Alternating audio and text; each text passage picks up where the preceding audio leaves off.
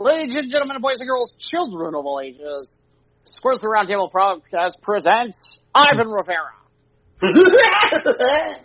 Mike Boyle, hi, and Jeff Stein.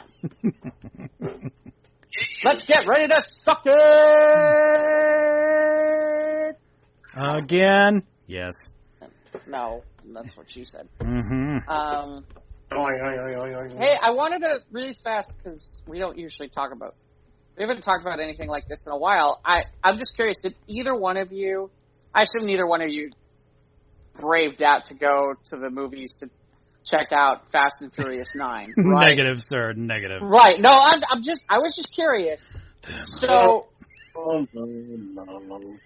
right, no, like I said, I'm just curious. Yeah. Well, it was a big $70 million weekend, so. Well, that's why I was saying it's interesting.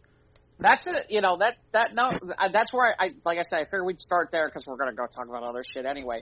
But I figured at least we could start there with the fact that it looks like I like I said, I'm a little surprised that the number. I mean, that's the first real movie that I've seen that's kind of popped a real big number, yeah. a bigger number like that. I think the last biggest one was like maybe Godzilla around Easter. Yeah. But that was still shared with the streaming. Right, and that was about 50 million. Mm-hmm. They're saying that this is the biggest release since Rise of Skywalker in 2019. Well, maybe it's because of the fact that, people are just like, if I'm going to go see a movie, I don't know. Adults playing with Hot Wheels cars, pretty much. Well, yeah. No, I mean, again, I just think it's. I mean, look, let's be honest. There's been 8 of those damn things for a reason. Yeah, they're very popular. They're very popular. How I mean, can it be popular? Especially in Japan, where they like things that are episodic. Well, China seems to really enjoy it too. I mean, my understanding is that they have done about 400 million globally, but. To me, the bigger thing is 70 million, considering the fact that you're coming off of the pandemic. That's pretty damn good. That's an interesting number, because if it wasn't a pandemic, what would we be talking about? About maybe 150 to 200 million, maybe for the first weekend. Possibly, that could very well be. But then we're talking about a movie that is pretty much formula throughout the course of its own. Yeah, it's part of the baked into the cake. Yeah, right. I mean, Ivan, I'm more looking at it from the perspective of, how close are we to where people are going back? How I'm more gauging this about how many people are walking into theaters at this point. Well, I think what it is now is that as we move further and further away from the restrictions and of course the movie systems themselves, that are opening up more and more often, it's something where I go, like yesterday I went to go shopping in the Jewel, and I'm noticing that if you haven't had your COVID shot, we ask you wear your mask. So here being mixed in amongst the people that are still wearing their mask, which already tells you they didn't have their shots. And of course, me walking around with no mask on because I've had both my shots and everything. And it seems to be that more and more people are starting to venture out. And I think the cabin fever has a lot to do with it too. People are just wanting to go out more and more and more because they've had enough of being shut in and cut off. And it just was the luck of the draw now that theaters are opening, and it's like, oh great, fuck yeah, I got there's some place I can actually go. Yeah, we want to get back to normal. We all do. Back to normal, exactly. So it's kind of like everybody's, huffing and puffing to just get back to that normalcy. We'll never get back to how these were actually, but the new normal seems to be inviting more people back out there to being in the public and to being around other human beings, it's, that's just the way it is now. Well, the F9 box office it's a good sign. No, yes, right. It is. I'll be curious what. Obviously we're talking about getting together. We're gonna do Black Widow at Mike's place, but right. I'll be curious what the Black Widow numbers look like. That's going to be interesting too. We now have kind of a gauge. 70 million seems to be a possibility. Right. Can Black Widow do more than 70 million, or is it going to be more? Or is it going to be less, or around the same number? Because Black Widow is probably around the same idea of. Although I don't know, Mike. Even if before COVID, I don't know that they were projecting Black Widow to be like a top Marvel, like a major Marvel movie, if you know what I mean. Yeah, it doesn't like they would have the effects budget of, say, like, one of the Avengers films. Right. Right. Well, but point being is, like, I don't think they were expecting numbers like, say, a Spider-Man movie or Black Panther or the Avengers. Or Guardians of the Galaxy. I think they were looking at. I don't know if they were looking at Ant-Man numbers, but I think they were looking a little bit higher than that.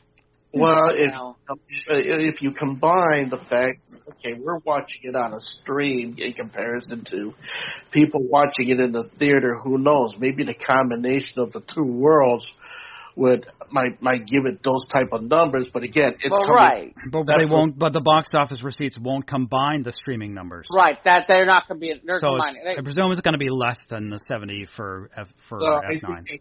It would be. Yeah, I think it would be less for. I'll be curious. Had Black Widow had not had the assistance of the stream and everything like that, do you think it would have done? Well, we'll see, Ivan, because really in reality, keep in mind, we're not talking, this isn't like HBO Max where the stream is, where it's like if you get HBO Max, you're getting the movie. Okay? Right. It's not that situation. This situation is, you gotta pay extra. Right. It's kind of like the same Disney Plus $30 buy-in situation. Right, exactly. So for some people, they may opt to go to the movies instead of paying the $30. So we'll see. Again, I think it'll take a bite out of it. I'm just curious as to how big it's going to take out of it. Well, like I said, to me, I look at Fast and Furious 9, and to me, like I said, the thing I'm interested in is that going to top out for the year, or is there a possibility that we're going to, that's about the number, or how much longer do we think it's going to take until we start to see movie houses getting back to where it's like, okay, yeah, we're getting people in for these big blockbusters, because I know I can't remember what else is this summer, but I can't imagine that, these are the only ones. I think these are the first. Well, right now, considering that I've seen, now I know that this is probably not even a thing, but, like right now, you have Illumination, who's got Sing 2 coming out around Christmas, and of course I think a lot of the major situations as far as like movie attendance, I don't think is going to happen during the summer as much as I would say maybe the fall or possibly the winter. But then again, as we continue to get back out there into the world, I think that it might, it will progress, but a bit slowly. But then again, you never know. Maybe you'll get one movie where it'll blast past 70 and maybe get 140,000, or it might make 140,000. That'd be a really good number. I have a feeling 140,000 is not a problem. No, 140 million. Yeah, 140 million. Sorry, you know what I mean. I know what you mean. This is Ivan's Dr. Evil moment where he says $1 million. And everybody's like, sure, here you go. Here's your million. Go away.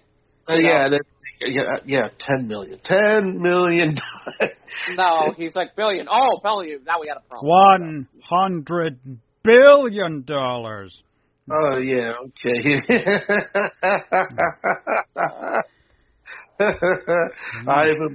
So let's see. We shall see. So the other thing is... What's that? one other thing, because I figure I mentioned this now, because we don't do News of the Squared anymore, and we haven't done a News of the Squared type story in a while. But this one just begs to be talked about. Okay. So I got this one off the WGN TV site. Apparently, this happened over the past weekend in Springfield, Missouri. The article says birds aren't real. Rolling rally makes first stop in Missouri. Yeah, it's like this. These people who don't believe birds are real. So let me give it to you guys so you get a kick out of this. Mm-hmm. A crowd of people gathered downtown Springfield, Missouri, to attend the Birds Aren't Real rally. And sorry, this is when the video starts popping in my way. Okay, according to Peter Mickendow, the Birds Aren't Real movement, all birds in the United States were killed by the government, replaced by federal drones.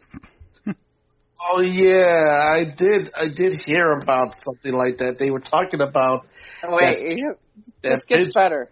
Yeah, this gets better. Okay. What makes me think that? I think the evidence is all around us. Birds sit on power lines. We believe they're charging on power lines. We believe that bird pooping on your car is a liquid tracking apparatus. Oh my god.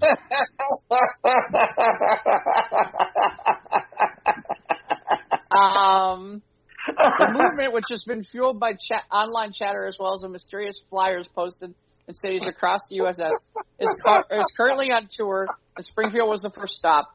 Birds Aren't Real relies on internet-fueled guerrilla marketing to spread its silly message. Followers are poking fun at conspiracy theorists like what's this called? QAnon or whatever it is. QAnon. Yeah.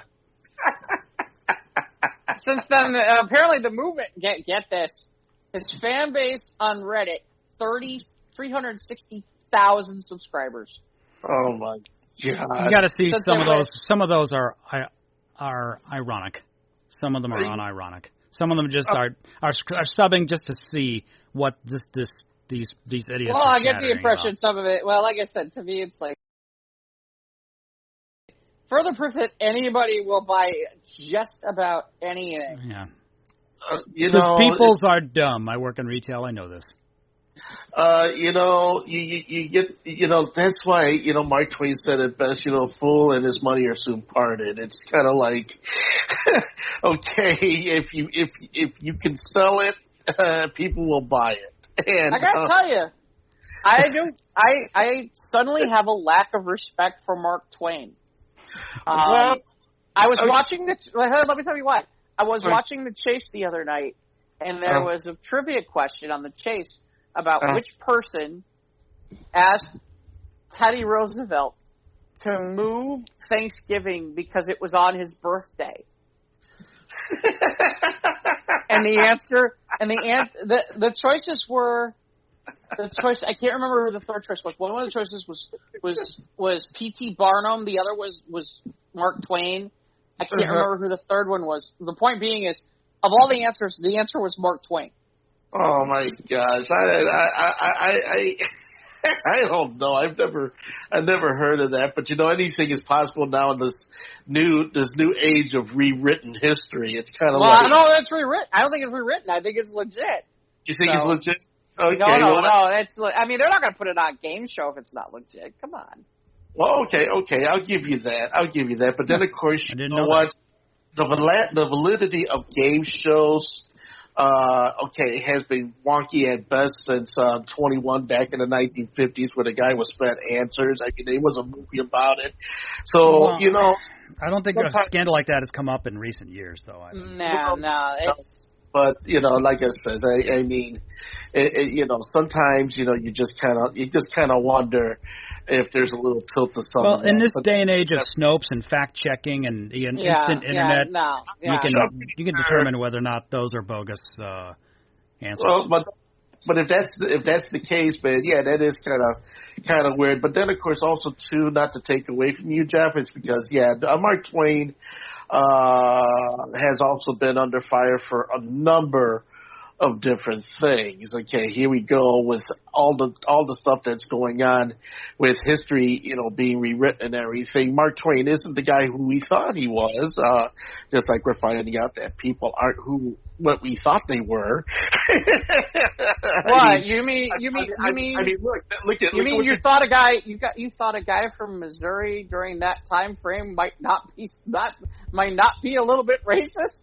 Yeah, well, he might be a little bit racist, but I didn't know how deep the racists actually ran through it. Just because he wrote a couple of things in a book doesn't mean anyway. Well, yeah, you could say the same about Walt Whitman. You could say that about Frank Baum. You could say that about a number of different people. Yeah, and we find out as we go along. Edgar Allan Poe, was a rotten drunk and everything, but yet he cut him some slack. He only had 1 year. No. That's Vincent Van Gogh. Vincent Van Gogh. Yeah, I mean, okay. Whatever. Yeah, but you see what I mean. But so anyway, yeah.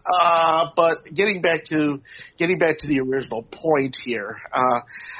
If we, I guess time will tell when we're going to start seeing those huge numbers in the theaters, and then time will tell, when everything is gonna, and whether the birds will contribute to the box office numbers. Yeah, and not only that, they're contributing to the Reddit numbers, they're contributing to Twitter and everything else, with the fact that, I had this conversation with my daughter Gracie, and it's just like, You mean your daughter Soraya? No, my daughter Gracie. Oh, I didn't know you had another daughter. Well, I have 3. I have Jessica, Gracie, and I have Soraya. I have 3 daughters. Because Julie has 2 daughters. And they're my daughters.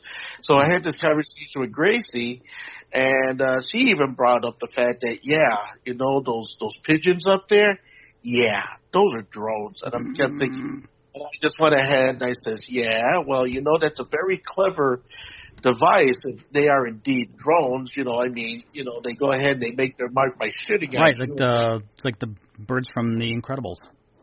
Yeah, exactly. That's you know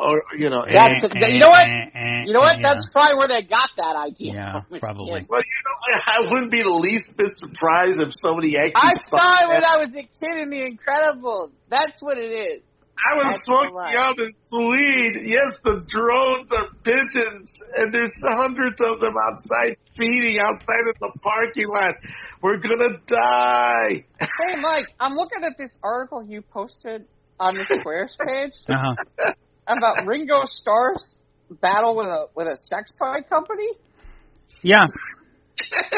What? What is this? What seriously? Where's he sticking his drumstick now? Because the sex toy company had a series of adult toys named Ringo, but apparently. But they settled because they put a space between the ring and the O, so it wouldn't infringe upon his intellectual property. They wouldn't confuse it with the X Beetle. Yeah, because we're gonna totally confuse Ringo Starr with a cock ring. That's what we're gonna confuse. Oh, anything goes in your octopus's garden, if you know what I mean. Yeah. That, or of course, you got them singing about Ringo. It's Lord Green. I guess that's about why didn't they just talk about Ringo's yellow submarine or something like that? Is that a yellow submarine in your pocket? Just happy to see me. Hello. Yeah, hi. Ringo. So Ivan, you're doing more live gigs now, huh? Ivan. Hello. Hi, Ivan. Yeah. How you doing? Lost you. Okay. So I see you're doing new live gigs now. Yes, I am. I'm out there. In fact, this Friday, I'm back out to my residency over at depending on what's going to happen on July 4th, because I just got in touch with Elle, who runs the place over at Save More Liquor. She goes, historically, Independence Day weekends are slow at a bar, and I texted her back and I said, well, that's if the weather doesn't play into it and wash out a lot of outside activity. So she'll let me know whether or not the 4th over at Save More is going to happen or not. So we'll go see how that happens. But right now I am scheduled to be there from 8 to 2 on Sunday, and we'll see how. Are you in a tunnel? Oh no, my phone keeps sliding down. There we go. Yeah, get yourself oriented. Sounds like it sounds coming in and out. Well, yeah, that's because my phone keeps sliding down my chest and into my neck. Okay, so that's like kind of like a Ringo. Yeah, kind of a wrangle, actually. I'm wrangling my phone here. I'm ringing my phone. But, ring my phone. Anyway, so, yeah, so we're going to see how that happens. And then, of course, the never-ending saga of the spinning wheel. Yeah, a lot of drama over there. Yeah, and of course, here I come to save the day. And I had a talk with Jimmy, and of course, we came conclusion that, yeah, as more people are going out into the world now, we don't need to be hardcore on the spinning wheels so much, and that we all have lives. So basically tonight I'm going to be putting it out on Facebook and wherever, and saying, yeah, we're going to be dropping our Monday schedule. We're going to be dropping our Wednesday schedule. Basically, it's going to be like Tuesday for the blues night that I do, Thursday for the now recalibrated Northern Soul Night. Now we're going to get all the Northern Soul Night guys to just do Thursday. And then Saturday, I'm going to be doing my Chicago Soul and R&B thing when and if I don't have a gig on that Saturday. Yeah, because you got live gigs. Right, live gigs are starting to line up, and you're gaining your residency. Right, so. Exactly. So with that, whether or not I'm going to be at the spinning wheel on Saturdays in the future are going to be determine where the money is. I have to go where the money is, because if I'm also doing this big to do for next year and everything, I got to start wrangling, some things together and getting things set up for that. And we lost someone who's going to come to that event for next year because of their non-interest of it. I mean, you can only follow a person so long until you start saying, well, I've made all the phone calls and I've made all the attempts and everything, and yet he's not biting. Well, then he's obviously not. Yeah, then he's not interested. Yeah. Yes. I just don't want that later on I'm on spinning wheel and he calls me up later and goes, hey, what's this business about me not going to Chicago next year? And I said, well, that's on you, dude. Yeah, you made your effort to reach out to him and he failed to comply, so. Exactly, so I'm not going to sit there and, I'm not going to sit there and chase him down. Yeah, you're managing all the drama at the Spinning Wheel Facebook page. Well, yeah, but so far, I've gotten it down to a point where I got everybody to just not be so proactive when people start saying things. It seems like for guys like me, you and Jeff, I mean, we all got thick skins about things like that. We let things roll off us as best as we can, although there are some things that may not roll off us in the interim, and they do affect us and they do hurt us and stuff like that. But, we tend to kind of come into our own little situations behind the scenes and we talk about it, or we try to reach out about it, and then we just check up on each other about it and stuff like that. Whereas in that situation, they tend to want to just put it out there in full view, the whole name and shame thing, which that's never been my thing, to do that, it's, in that respect, I mean, and, if people are, calling out and saying, hey, I'm having a dark day, well, of course I will check up on you, or I'm going to, say something on your page, or, acknowledge that, yeah, I'm listening, I'm watching, I see you. and everything like that. But then, if it starts getting out of control, it starts getting verbally vicious and stuff like that, it's like, then I don't engage, because it's like, yeah, some things are best left to just, being done in private, and, and yeah, there's a lot of times where I want to, there's a lot of times I want to go ahead and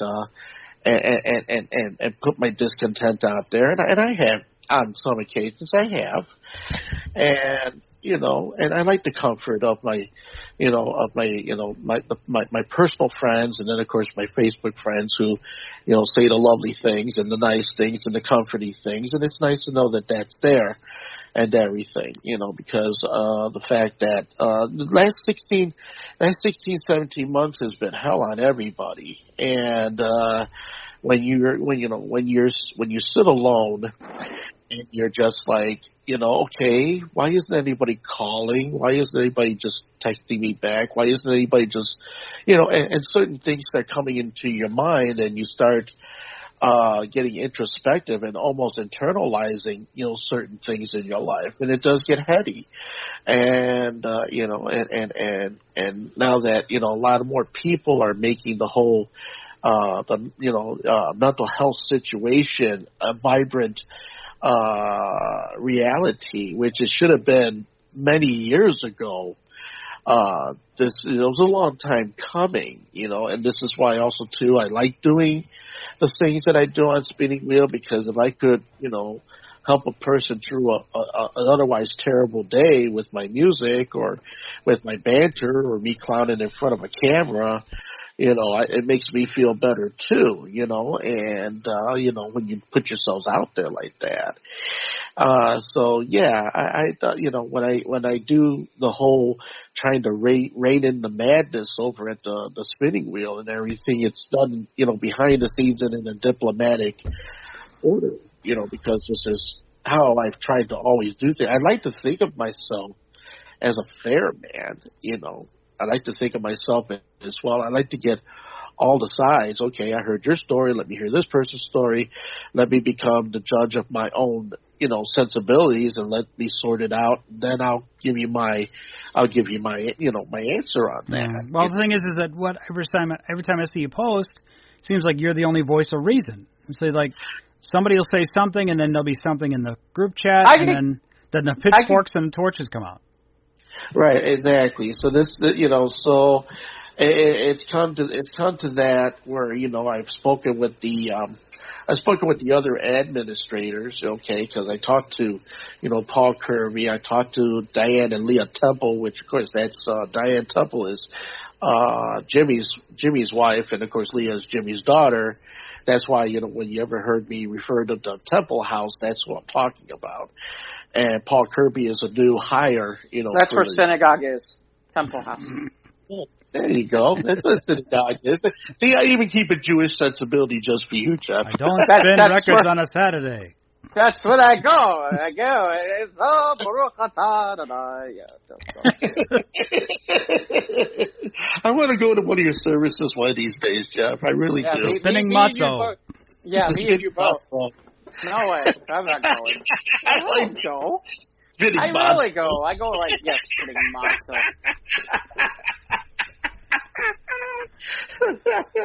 I want to see how the grooves on that one work. Very interesting.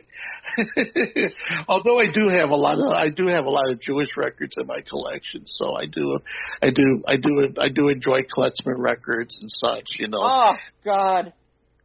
Yeah, there's only so much klezmer music you can take after a while. Well, there's really so much. It's like, oh God, please stop.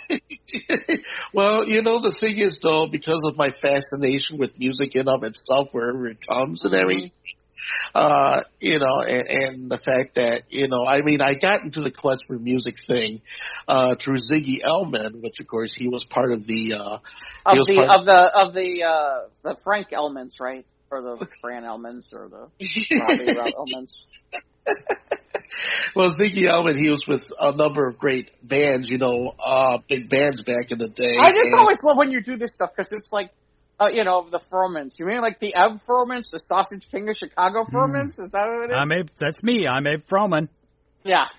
Yeah. So see, there's a thing. So it was of interest to me because all of a sudden he goes into this klezmer style type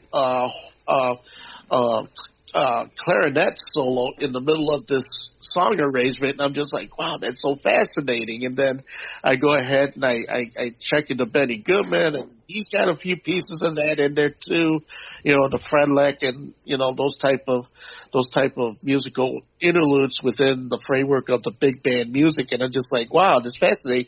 And then it wasn't up until I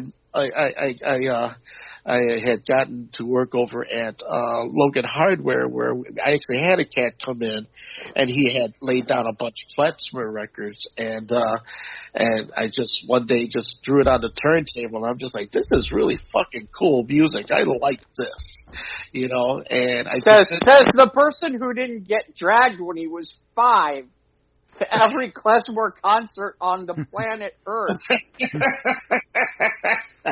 See, this is the difference. This is the difference. Okay, I discovered it on my own. Far more interesting. I get dragged by every parent, grandparent, whatever it is. Not the same reaction. I get what you're saying, Jeff. Ivan, was there a place you got dragged to that, as a kid, you had zero interest in? Oh my gosh, all the time. Yeah. Yeah. I'm trying to think of one off the top of my head where I was always okay. All right, I'll be honest with you, okay, and what it was, okay, my father, may he rest in peace, wonderful man, okay, and okay, every Christmas, okay, we always would do the paranda, which basically we went from, we start from our house, we go to another relative's house, and then we take those relatives with us and go to another relative's house until we have a house full of crazy, overfed, drunken Puerto Rican people, and my dad's playing all of the old, songs from back in the old days. Okay, yeah. When you're a kid, when you're 5, 6, 7, 8 years old, oh, this is great. Doesn't translate when you're 13, 14, 15, and the holidays are just like, oh, we know what's going to happen now. Dad's going to go do his groovy thing, and he's going to sing the same songs, gather the same people. Dad, you're embarrassing me. Oh. Yeah, it's just like, so by the time I was a teenager, I was just like, it came to the point where I look at my mom and I just like, Mom, do I have to go to the party? Really? I mean, I don't want to watch, Uncle Arsenio try to poison, us again with that 100 proof alcohol. Do I want to watch, my other cousins and stuff trying to do silly things, at these get-togethers and stuff. And I mean, let me ask you a question: would that have changed if you had a smartphone that you could video it? That would have been kind of cool had I had something like that. But that's the old. Sometimes when these things happen, that's all I keep thinking about is like the problem was I didn't have a smartphone. If I had a smartphone, I could just videoed shit like that and been like, exactly. And I'm posting it on. And everyone's be all like, delete that. That's too late. It's out of your net.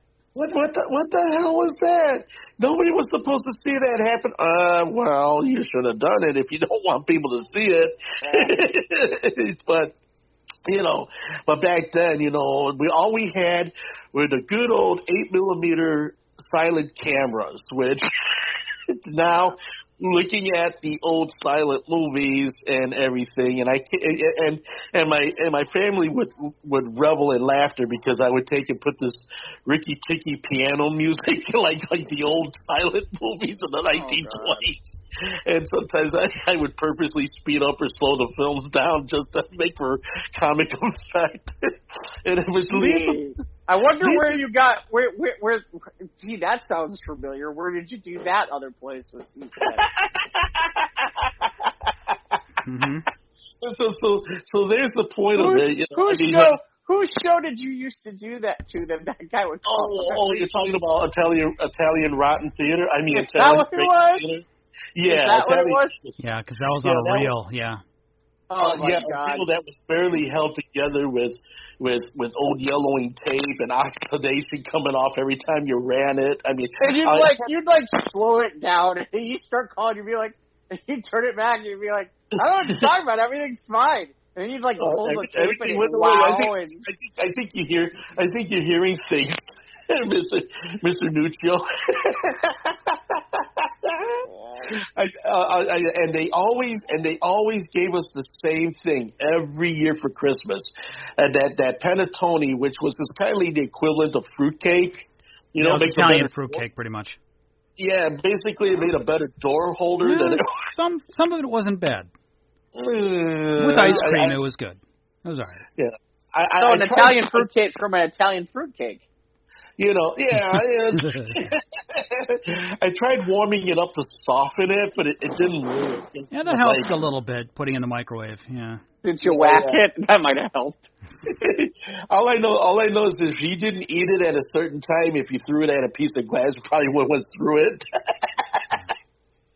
If you had told that to Mike, he probably would have thrown it at Chip and watched him get knocked out cold. Watch it knock Chip. Chip and I never worked in the same time. No. Mike and Chip never same capacity. Whereas I saw Chip more than Mike saw Chip. I was just a Sunday guy, so. Yeah, me, I was there a lot in those days, and just and like I said, WKRP, nailed it. Yeah. So what else you been up to, Ivan? You watch anything? Well, let's see. What did I watch this weekend? Trying to think. What's going on MeTV? Well, okay. Well, MeTV Plus has gotten interesting, which Wait, they got a plus? Yeah, they do. Oh. Yeah, so now you got MeTV and you got MeTV Plus, which of course they fill in with some of the other old '60s programming that you probably wouldn't have gotten otherwise on MeTV, and of course my usual cuss out spree with Tune In With Me, which I'm hoping someday somebody's going to butcher that up and just play the cartoons and get that idiot off of there and just play the cartoons. We don't need the volume, get a sandwich, but just ignore it. Well, which I do, but the one thing that MeTV Plus has brought back, the Three Stooges and the Little Rascals and Laurel and Hardy, and I'm just like, okay. Here we go. Here's some. They brought back the Little Rascals. Yes, they did. Well, the classic cartoons. I mean, or the classic shorts. No. The classic shorts. Yeah. Really? Yeah, they brought back the Little Rascals. They brought back. I was surprised somebody had upset about the whole buckwheat thing, but okay. Oh, well, yeah, the buckwheat and the stymie and all the rest of that. But again, I mean, this is the MeTV audience. This is we're not instantaneously hurt by every little fucking thing type of sensibility. Because lots of kids back in the 70s looked like that. Stooges did some shady stuff too. Oh yeah, especially during the war. Oh, you're kidding! Everybody in the war effort did. I mean, from the animation, from Disney, from Warner Brothers, Columbia, they all did it. They all did it. They all did. You're a sap jab type of shit. And when the Führer says we is the master race, I'll right in the Führer's face. Yeah, and all that shit. So you're just like, and so with that, there were 15 shorts in the Three Stooges that they didn't show. I remember the Music Box Theater years ago used to have a festival of those shorts that you couldn't see on TV for the Three Stooges. They would show all 15 back to back, and some of it was, I mean, super racy, super bad, not appropriate, totally. So right, it's like Curly fucking Moe or something like that? No, not that. I mean, it's like... No.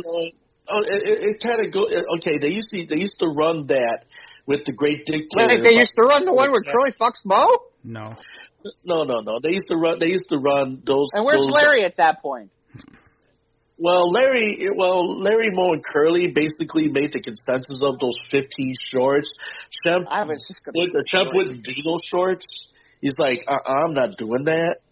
And then they, like I said, they would run it with Charlie Chaplin's The Great Dictator, which a lot of people, when you watch The Great Dictator, motion picture, which was one of Charlie Chaplin's crowning achievements, especially in the speech that he made to his constituents. Yeah. Mm-hmm. Yeah. And also too, they would go ahead and run the Forbidden 11 cartoons, which a lot of them dealt with Uncle Tom and Cold Black and the Seven Dwarves and all this type of stuff. And so basically, it was a festival for the open mind. Hmm. So, did you watch anything this week? I watched anything. Yeah.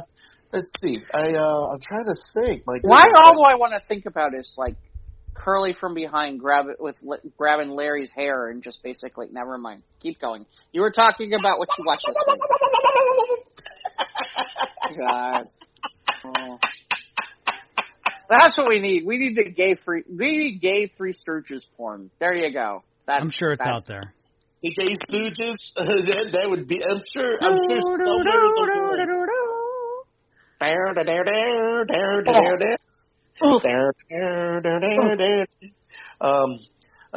right, so what'd you watch? I don't think I have any movies that really kind of stand out. I mean, I might have watched, but wait a minute. One I did watch. Okay, you guys are gonna say what? Okay, back to This Television, run by MGM. Here we go. They played Valley Girl. You guys remember? Oh God. Okay. That's really early Nick Cage, isn't it? Absolutely. Oh my God, I couldn't help but keep laughing at the way Nick Cage looked with that crazy hair. Who's the girl who plays the Valley Girl? I can't remember. For the life of me, I don't. Martha Coolidge. Yeah, that is. And Deborah. It's from the. I have it on my Wikipedia. It's 1983. Okay. Michelle Mainrink. Elizabeth Daly, Cameron Dye, Michael Bowen, but yeah, it's Nicolas Cage, I think, is the. Oh my gosh, Nicolas Cage! I mean, he came on the screen, and I started laughing. I'm thinking, oh my God, this was before he got his teeth fixed. This was before he got his look, and I'm just like, oh my goodness, really? I think it was before he even did Peggy Sue. Right? Yeah, before Peggy Sue got married. Yeah. Wait, the guy from Les Nessman's in this movie? Les Nessman? The guy who plays Les Nessman. Well, if he was there, movie. Well, if he was there, I didn't see him. He plays the driver's ed teacher. Oh, okay, yeah. When the one girl kept looking behind her, talking to the friends while getting the license, and she ends up failing. Yeah, okay. Because she kept turning around and talking to her friends behind her in the car, and just that whole thing. And the fact that they got the whole punk thing all wrong, that was just like terrible. It was just so badly done. Based loosely on Shakespeare's Romeo and Juliet. Is it really? Get out of here. Well, okay. Well, no, I don't. Very loosely, I would think. No, it made $17 million on a budget of $350,000. Well, that was the right time frame for it. That was when that big song was out there, and everybody was talking about the Valley Girl stuff. I mean, that was like the apex of the whole Valley Girl thing. Oh, right? Yeah. Tubular, gag me with a spoon, as if. Oh, I'm sure. When all those gag little girls would go, they talk about, talking that type of language, and you're just like, oh, goodness gracious, really? So it just comes down to that. I remember junior high, we would talk, people would be talking like that, and we lived that freaking, this is freaking Evanston, so, Yeah. It traveled. But, it did. No, it was out there. It was out there in 83, and then, of course, once it segued into 84, and Madonna became the thing, and then you had the millions and millions of girls who became Madonna.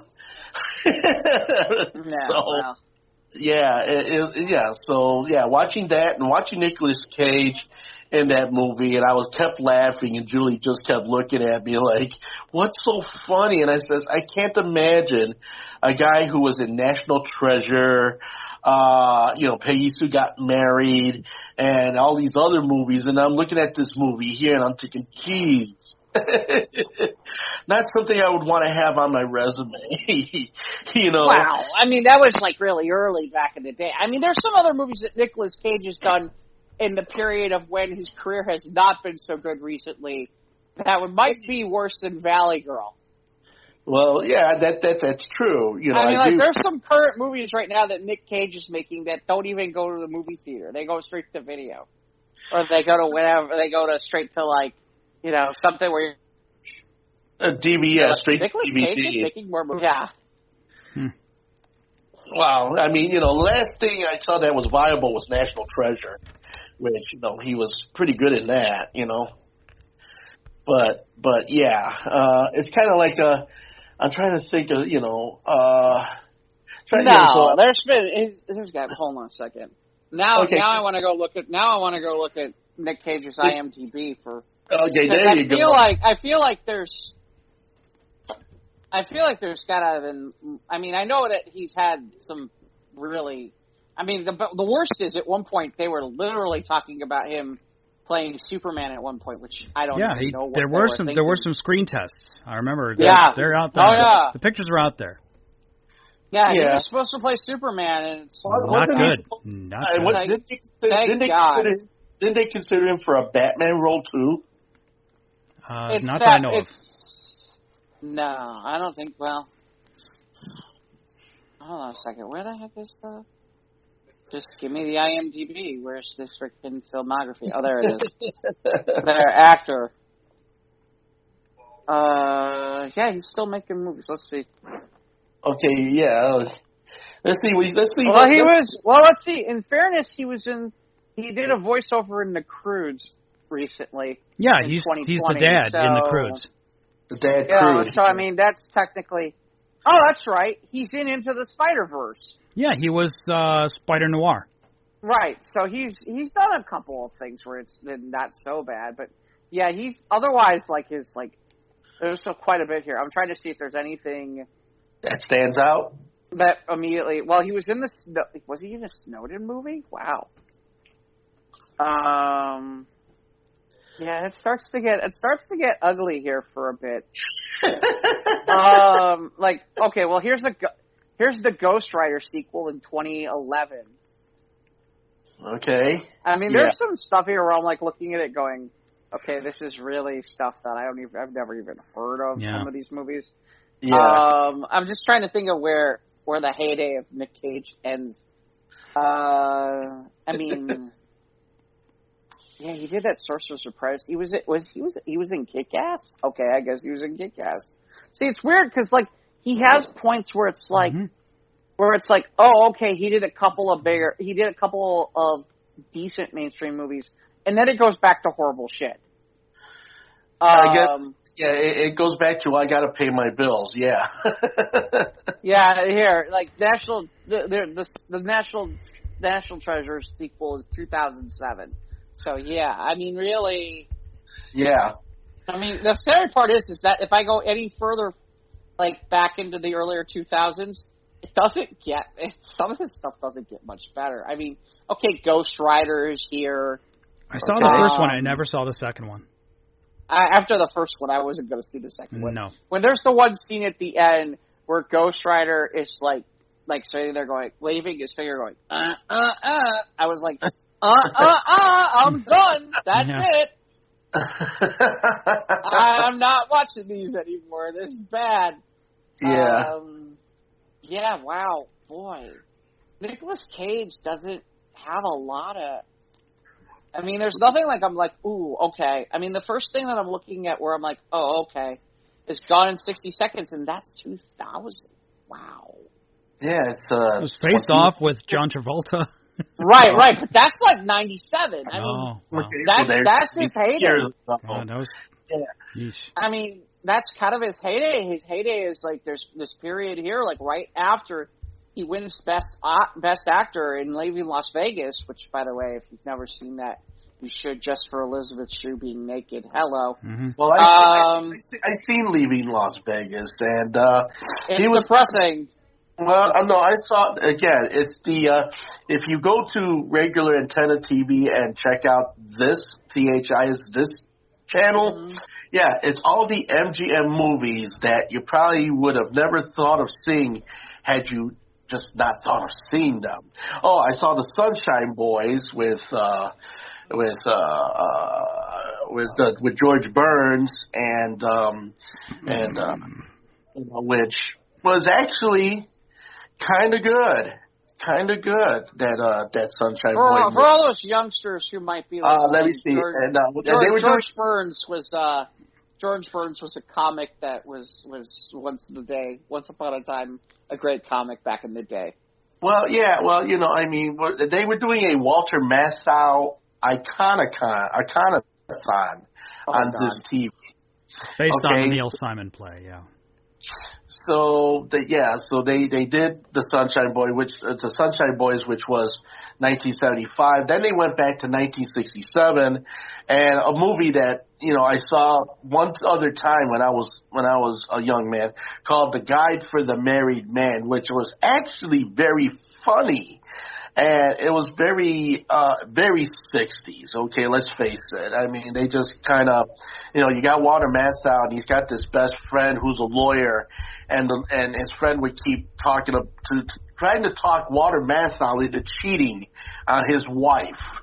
Because, he would then say, well, if I do this, what do you think will happen? Then his friend goes, well, I had a client that did this, and then they would flash back to what happened to that client, and it was filled with all these stars. I mean, Lucille Ball was in there, Jack Benny was in it. There was just a lot of people, and this guy would tell these stories about what happened when cheating had gone wrong. It was just hysterical stuff. And, Walter Matthau almost gets to home base until he finally has a realization of conscience, and then it just leads to all this really slapstick kind of nutty interplay with between him and his friend. It was a funny movie. It was a very funny movie. So, Valley Girl and the Sunshine Boys. That's a crossover we need.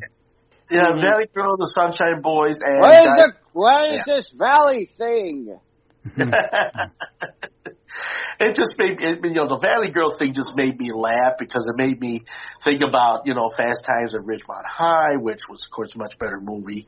I was going to say, how would you even equate the two? Come on. No, I'm not equating. I'm saying that how did you make that leap?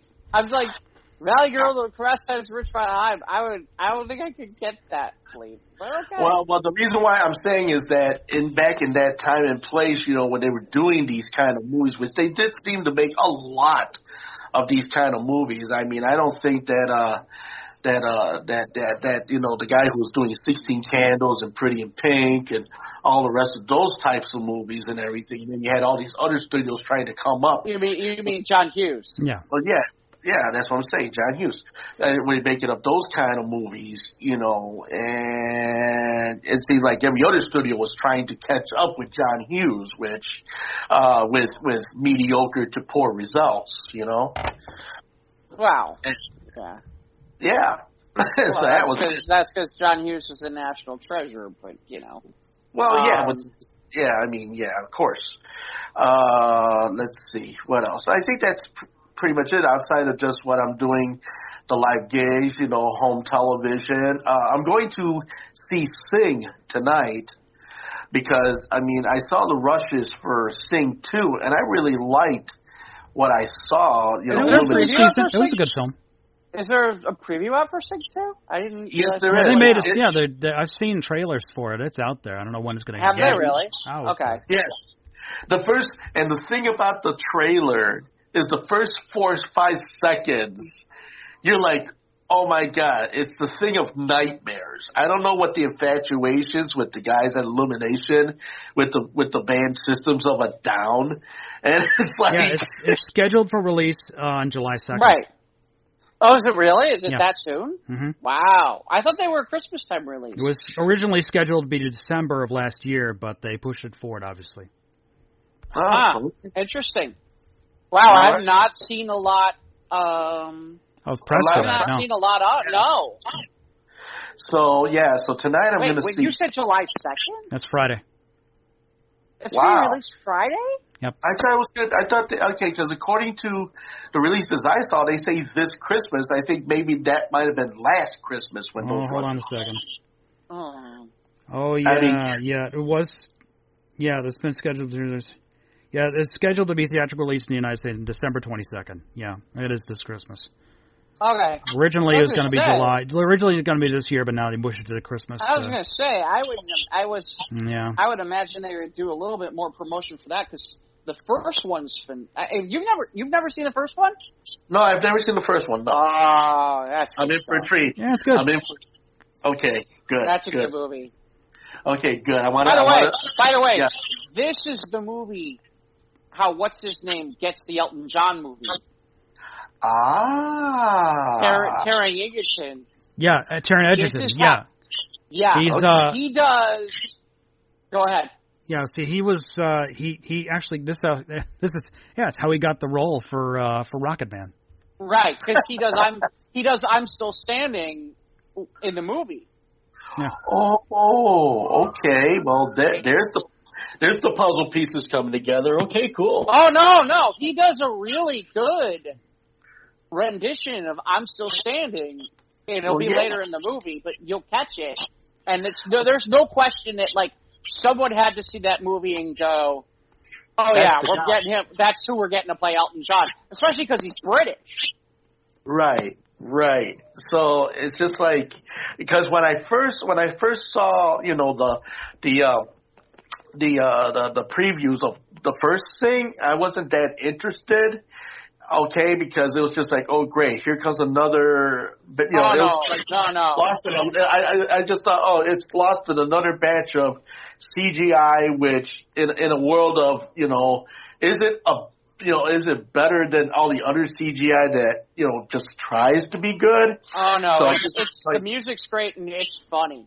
Yeah, there's an article. It's on People Magazine's website that the trailer they dropped another trailer. I think YouTube's Bono's going to be on it in it too. Is he really? Yeah. McConaughey was great in the first one. Yeah, I liked it. Okay, so I'm gonna see that tonight. Now tonight, and of course, I'm seeing it. Right after I'm done recording with you guys. Oh, okay, you got it. Yeah, so your favorite person's in there. Who's that? Reese Witherspoon. Ooh. June Carter.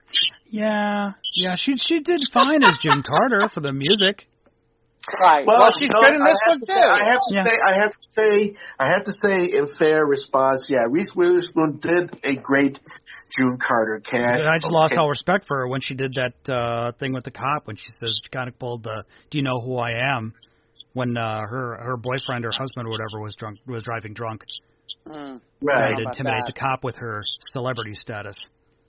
Yeah. You know who else is in that movie and actually does a singing role too, which I was not aware she could sing that well, is Scarlett Johansson. Yeah. Well, there you go. So, fair to say that, I'm going to be in for a wonderful experience tonight. I'm looking forward to it. More. No, it's a star-studded cast, dude. Okay. All right. Well, sounds like it's pretty solid, because, I like when you get a bunch of great voices together that come together as great voices, because, you got CGI production that, suffers from, star shock when you got too many star-studded voices together in one particular project. No, they all got serious talent. I mean, and Seth MacFarlane, he has a voice in it. He's Rat Packer. He's got a good voice. We know that. So. Oh yeah. You know what? It's got a great story. I'm not gonna lie. There's a part of me where it's like, with the way that story plays out, it's like, boy, it's like, okay, I'm not crying, you're crying. So. Okay, so it's got, not only does it got meat on its bones, it's got the feels too. Okay, great. Oh yeah. Oh no. Especially, Yeah. Because what I saw in the previews, or what I call the rushes, when I saw the rushes of it, for number 2, and of course, they zeroed in on a character in the movie called Calloway. And of course, he looks like this lion who had some big fame, and I guess something happened to his partner, someone he was in love with, and then it was like he wasn't seen for 15 years. I'm kind of interested in that part of the story, Well, that's interesting because he's not in this movie. Yeah, it's a new character for the sequel, I guess. That's a new character then, because that character's not in the original. Okay, so basically, number 2 is going to actually advance into a whole new arena. I don't know. I don't know. I don't know. We didn't see the trailer. Yeah. We'd have to stop recording and go watch the trailer. Okay, you want to take a pause to see the trailer? Nah, that's okay. We can wait. Mike and I can wait. I think. Or do you really want to see the trailer, Mike? Yeah, I'll tell you what. Well, Edit Point. Let's. Edit Point. See the trailer. Go to People Magazine or People.com. Now the problem is I got to figure out how I'm going to listen to it while I have you on. Okay, then. All right, disregard. We'll just we'll post a link. After we're done recording, I'll post on the Square page. Yeah, because it's really a good. It's really, like it says, the first 5 seconds is unless you get the one that's edited, because a lot of people were saying the first 5 seconds will creep you out if you aren't privy to that particular type of sensibility. But if you get the unedited preview, the first 5 seconds you're gonna look and you'll be like, "Oh my god, wow!" Okay. I don't know. Wow. All right. So, well, we'll see. All right. So anyway, all right. So there's my end of the story. Mike, I want to know what you did on your trip. Went to Louisville and Cincinnati for a little show. Louisville or Louisville? Louisville. Oh, wow. I don't say Impressive. Louis. I don't know if it. I don't know. I should ask the locals. Do I say Louisville or is no, it Louisville? It's the other one. It's the other one. Yeah, it's not Louisville. Unless you want to piss them off, then you say Louisville. Louisville. I know that doesn't sound right. Welcome to Louisville. So I went to a toy show and hung out with some friends. Had a good time. 2 things. Yeah, gas was like $2.80 down there. Like woohoo. Yeah. And once I got south of Indianapolis, the cicadas were bad. Like wow. It's like once I got south of Indianapolis, I'm driving and I heard this noise. Like what's coming from my truck? What's wrong with my truck? But then the noise goes away and then it goes back. Well, after a while, and I'm like, well, then I notice it's only when I'm driving through wooded areas and not on open road. So like, 70 miles an hour with the windows up, I can hear the little bastards screaming in the trees. Oh my gosh, they're pretty bad down there. Oh my god! And when I get down there, even the people said, don't drive on the highway with the windows down, because they've been causing accidents. Because like you're driving with the window down, the thing will fly into your car and smack you in the face, and it's been causing wrecks. It's been causing crashes.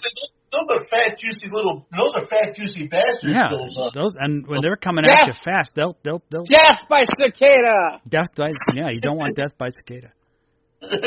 Death by cicada. Now there's a torture. Yeah. We had a good time though. I don't want to get too much in detail, but we had a good time. And Did you buy anything cool? Yeah, I got a couple of robots here and there. Got the 3D printed. Now, of course, this is not an official convention, so it's not going to be like the official Hasbro product. But there's one that somebody 3D printed of the alien from the Beast Wars series, and that was pretty cool. And it's glow in the dark too. Well, it's cool. It's better than nothing. Better to kick in the pants. But like I said, it's just all about. It's not about finding this stuff. It's all hanging out with friends. I haven't seen in years. So I had a really good time, and it was nice to get away from my vac.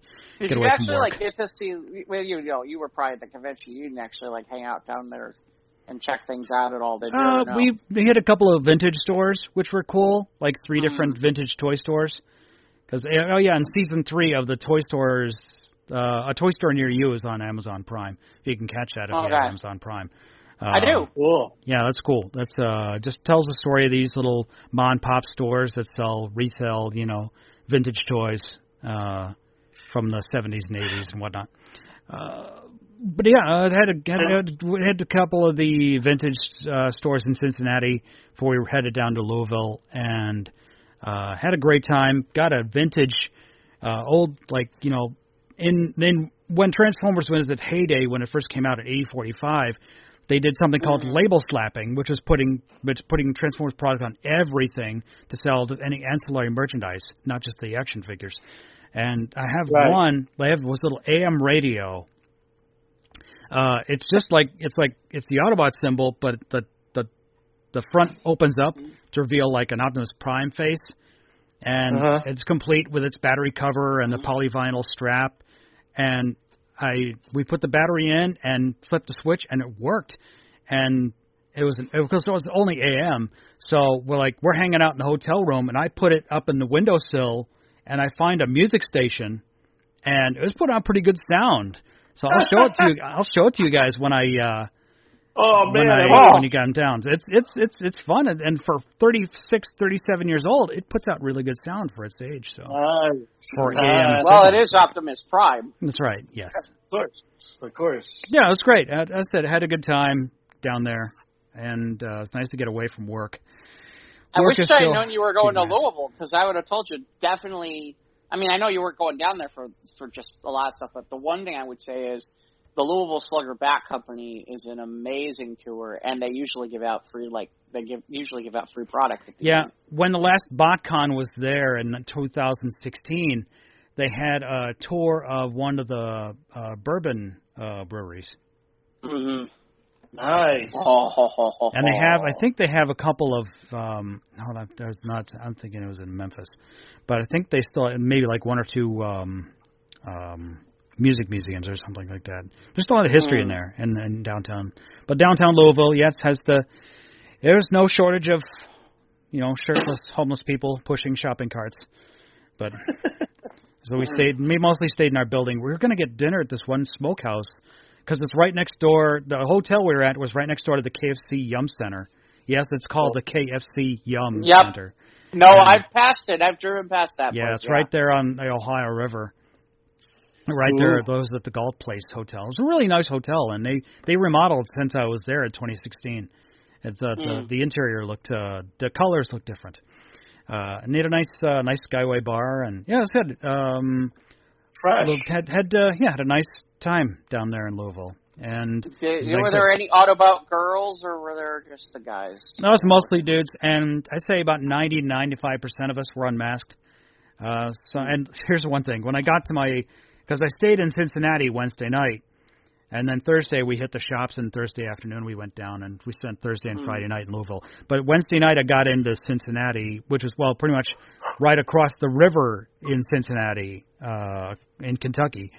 And I get to my hotel, I grab my duffel bag, and I walk up to the door, and the door says, "You have to wear a mask." So okay, so I go back to my truck and I get a mask out of my glove box, and I put it on, and I walk through the door. No one's wearing a mask. So I go today. So I got checked in, and I go head up to my room, and somebody gets in the elevator with me. He's not wearing a mask. So I take the mask off, and he's like, "Oh, I guess I don't need this." And in typical Kentucky fashion, he's like, "Fuck that shit. We're done with that." I'm like, okay. So, nice. But anyway, yeah, I had a real good time, and now it's been 9 days, so I'm almost to the 14. So I'm pretty sure I haven't, I didn't get the con crud or the Rona or anything else. So everything, all is well. But I had a good time, and we watched. Let's see, we watched Ted, and Friday night we all got drunk. We watched Ted, and we played cards. First time I played Cards Against Humanity. Oh yeah, that's humanity. Yeah, some of these were like carnal acts. It's like, it's like, do I really want to play this card? I guess I am going to hell. But yeah, it was fun. I had a good time. Almost won. They're local too, by the way. Yeah, they're different. Local. They're different. We just had the base expansion, the base set. No. I mean, the company is local to Chicago. That's where the home base is. Oh, all right. Yeah. But yeah, it was super fun. I had a great time. Let's see. Got caught up on the Bad Batch. And again, more characters from the Clone Wars. Like, all right, so I don't know this dude. Apparently, according to Facebook, he was in the Clone Wars, but oh well. And Bad Batch isn't bad. Some people say it's boring, but it's really fleshing out stuff that's went on in the prequels, especially with the clones, with the young girl that the Bad Batch is hanging out with, Omega. So a little bit of history about her. But Bad Batch isn't bad. We'll get into episode 3 of Loki. Well, it's not really the good batch. It's not really a bad batch. It's just a batch. No, the Bad Batch, well, bad is relative. Yeah. Okay. It's to the eye of the beholder how bad it is. That's right. Are they bad? Are they good? Are they just in it for themselves? What kind of batch is this?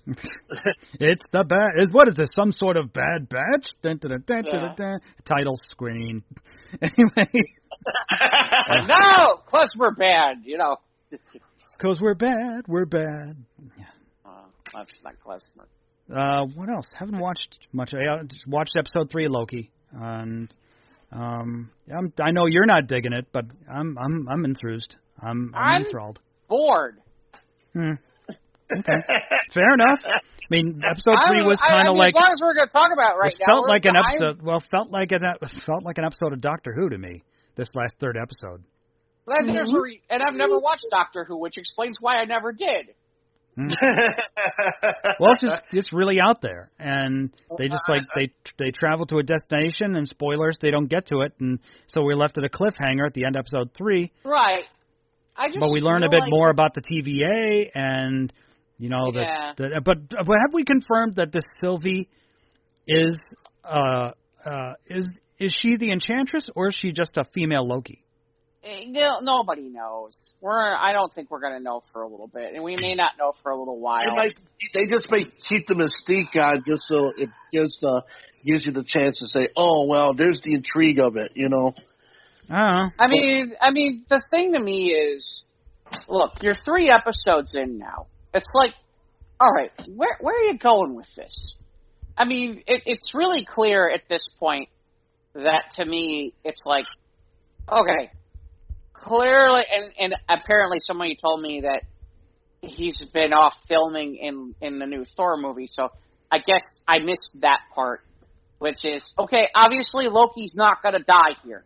That's almost becoming really, really obvious. We know. I kind of figured out that once they greenlit, once we knew we were getting a Loki series, that we knew that Loki's story isn't finished with, getting his neck snapped by Thanos. Well, Loki thought will continue. I thought that maybe, this would be how they ended that storyline, but it sounds like not only are they not ending the storyline, it's how they're going to plan on basically keeping Loki around in the MCU, period. Right. And so it's like... Do you just think that Loki is a springboard for what's going to happen in the next movie? No. Well, I mean, it's a continuation, maybe... But Thor has his own story, but Loki may play a small part in it. Right. We'll see. We don't know. Right. It sounds like basically they're going to be able to have Loki back in the Thor series, which is the answer to the question. Yeah. I guess that's part of it, which is there's a part of me where I'm just like, okay, so really in reality, at this point, it's like, all right, so really in reality, this series does what and why, and what are we supposed to be getting out of this? I guess that's the problem I'm having with it at the moment, is if we know that Loki's going to survive on some level because we think he's going to be we pretty much know he's going to be in the 4th Thor movie. Yeah, well, we don't know whether that's going to be a flashback or not, though. Yeah, I mean, that's possible. Yeah. I mean, I doubt it. I mean, at this point, I doubt it. I'm not, Mike, I'm not positive he's not the villain in the end. I think that's the mystique of it, though. Well, no, the point being is that, he's the protagonist at the moment, but I'm not positive that he's not the antagonist in the entire thing. Wait, ever since Thor 2, he's always kind of skirted the bounds between villain and hero. I mean, he's like neutral good and evil. Yeah, he's done some heroic shit, but most of it is not heroic. Not heroic. it's always heinous in that design. Yeah, he has done some mean, terrible shit. Right. I just think, it just seems like he's there to basically, I don't know, maybe it's just me. I just have this feeling like he's basically going to end up antagonize Thor? I'm sorry, well, no. Sorry, Jeff, what was that? That he's basically just going to get the best of the TVA, and in the end, he may even run the TVA. Well, I don't know about run, but you get the idea. That in the end... He might bum rush the TV. I don't know. It's just like I said, if you love character development and you love basically watching people do character development, then this series is phenomenal because the actors are doing a great job. Yeah. But to me, the problem I keep having is where's the story going? Right. I'm not getting enough. But Jeff, you've always been a cut to the quick. I don't want the character development. Just where's the story going? What are we doing? No, I want character development. I just want movement, and I don't see them moving forward in any way, shape, or form. Yeah, and with only 3 episodes left. This one, right. I think that's part of it too. Is it's like, okay, you only have 6 episodes. I'm not asking. It'd be different if you had, 10 episodes. Okay, you've got a little bit of time to do some things. But the other thing is I just feel like it's like, okay, are we moving the plot forward? Because I don't think we are. I'm not sure exactly what we're doing here. And in fairness, to your point, Ivan, though, like, for example, with WandaVision, as much as there were, like, times where I was like, what's going on here, I definitely felt like the plot was moving forward.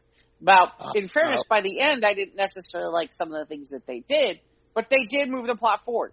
And in fairness, Falcon Winter Soldier, they did a phenomenal job of doing what they needed to do that way. Yeah. Loki seems to be all over the place, and maybe that's part of it being Loki, but at the same time, it's like, I don't see. I feel like this is a rudderless ship a little bit, we'll see what episode 4 brings. But yeah, this one just seemed like it was a bit of meandering. Yes. Well, yes. Okay, we don't want that in a 6-part series. Right. Exactly. I think that's my biggest annoyance. It's only 6 episodes, and this episode felt like. Okay, you're giving us an entire character development episode, and I'm not sure why, unless, and this, by the way, that's why I'm convinced, obviously, he has to be in the next Thor movie doing more than what he's doing, because why would you give him this much time to develop out a character that, in the end, is gonna die? Because it's like, what's the point? Or does he? Well, that's what I mean. I don't think he's going to die. No, they're going to keep Tom around. They're going to keep Loki. They're going to keep right. They're going to find a way to move him forward into future projects. And again, that's fine. It's one of those where it's like, based on what we're getting here, it's like, okay, this character's going to be around a lot longer. He's not dead. I mean, I get it. It's Marvel. Although I think here's where I get annoyed with this. Loki's not dead, but Scarlet Witch is dead. Not Scarlet Witch. Black Widow is dead. If you understand what I mean. Yeah. Yeah. That doesn't sit well with me. Where it's like, okay, that character is dead, but Loki seems to be able to come back from the dead, and he can be this variant and then be popping around.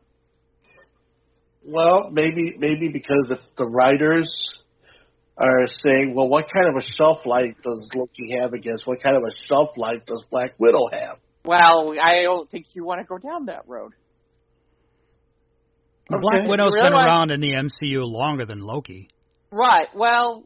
right, exactly. Since Iron Man 2. Yes. All right, technically, yes. Okay. So Chris Evans and RDJ and ScarJo and... Right. Although Chris Hemsworth seems to be okay with, riding that train, but... Yeah.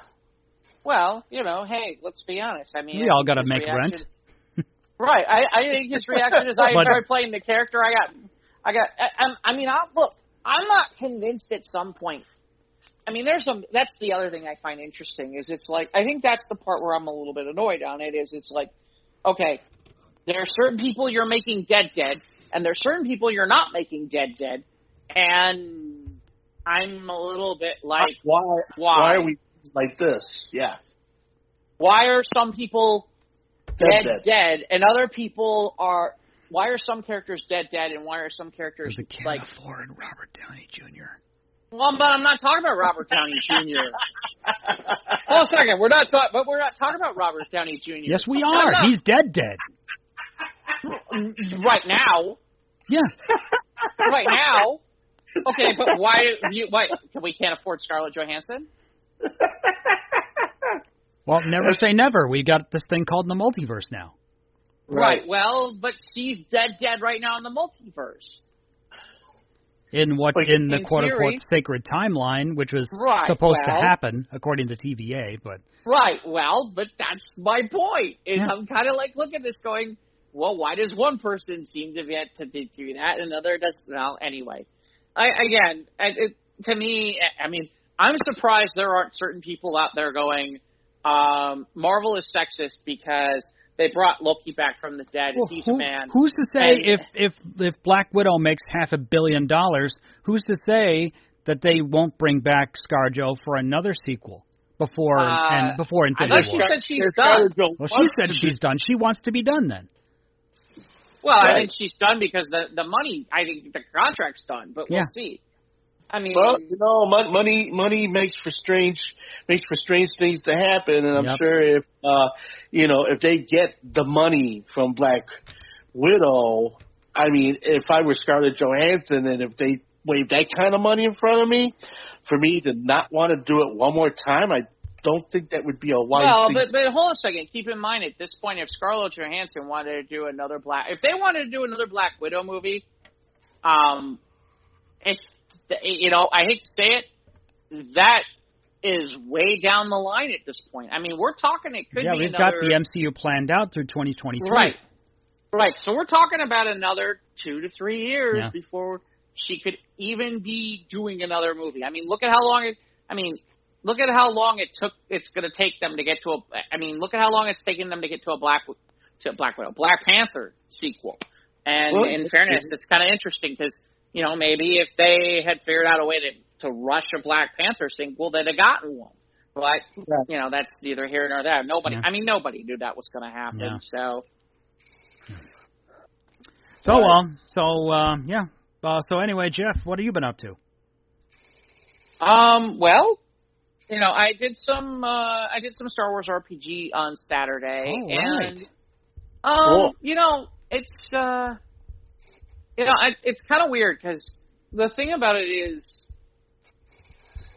it's very different than when you're playing in person sometimes. And it's one thing when you're playing in person and you're at tables with people that sometimes you're not necessarily like, oh God, why am I at tables with these people? But and you're kind of like, okay, I'm still gonna pay attention. I'm still gonna do my thing. I'm still gonna be involved.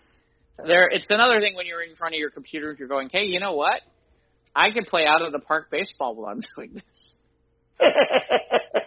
Or I got other stuff I could be doing. I mean, I don't know. Sometimes, like I said, it depends on what the module is and what character I got to play. And in fairness, some of the people that I'm playing with, I mean, some are great, some. So have you guys even entertained the thought of meeting somewhere in the future? I think the first time that's really being looked at is for the group as a whole is probably going to be at Gen Con. Okay. I think Gen Con and Origins are what they're looking at as where they're going to get together, and then I think sometime in the fall. Yeah, we're going to start seeing. We're going to start now. It's funny. I'm not going to Gen Con. I'm not going to Origins. So for me, I'm probably not going to see in-person gaming until sometime in, say, sometime around Thanksgiving is my guess. Oh, okay. Oh, good. I'm thinking there's a convention that I usually go to that happens on Thanksgiving weekend, and they're talking about being in person for that. And then there's one I usually do on New Year's Eve weekend, and I'm imagining that's going to happen. So to me, yeah, those are the two I'm kind of looking at and going, okay, yeah, that's probably how this is going to play out. So, but yeah, no, like I said, I mean, it was a good time. I mean, don't get me wrong, I enjoyed myself. It was fun. Anytime you get, I mean, I don't have any like amazing stories that I can sit there and say like, oh my God, this happened and it was great. But especially because it was funny. There was one module I'm like, oh, it's going to be this one. No, it's not this one. It's an entirely different one. Oh, never mind. Have you guys replayed the same module over in multiple times? Well, so they allow for that to happen with different characters if you're playing them. Mm-hmm. And it depends on what the author's decision is of who wrote the module. But a lot of them are replayable. So, yeah, I have a couple different characters. Okay. And so I actually, for the most part, was replaying. Although I actually ran on Saturday in the afternoon. I actually ran a module, and it was really funny because, sometimes players are always amusing because it's like, okay, we're doing good on time. Okay, now we're not doing good on time because it's like herding cats sometimes. My favorite is it's like, yes, you guys are on the right track. You guys are on the right track. And then somebody says something and everybody buys it, and then you're like, and now we're about to go 2 hours out of our way in the module that doesn't exist. And you're just like, oh, okay. And it's like, you try to hint, it's like, well, you're not finding anything. Well, we gotta keep looking. Well, you're not really finding anything. I'm gonna keep looking. All right, let me give you a hint. It's not in the module. Go away. Go the other way. I mean, sometimes you try not to do that as the dungeon master or the GM, but sometimes it's like you're trying to hint. It's like there's nothing here. And you don't want to sit there and go, hey, this isn't even in the module. Don't even bother.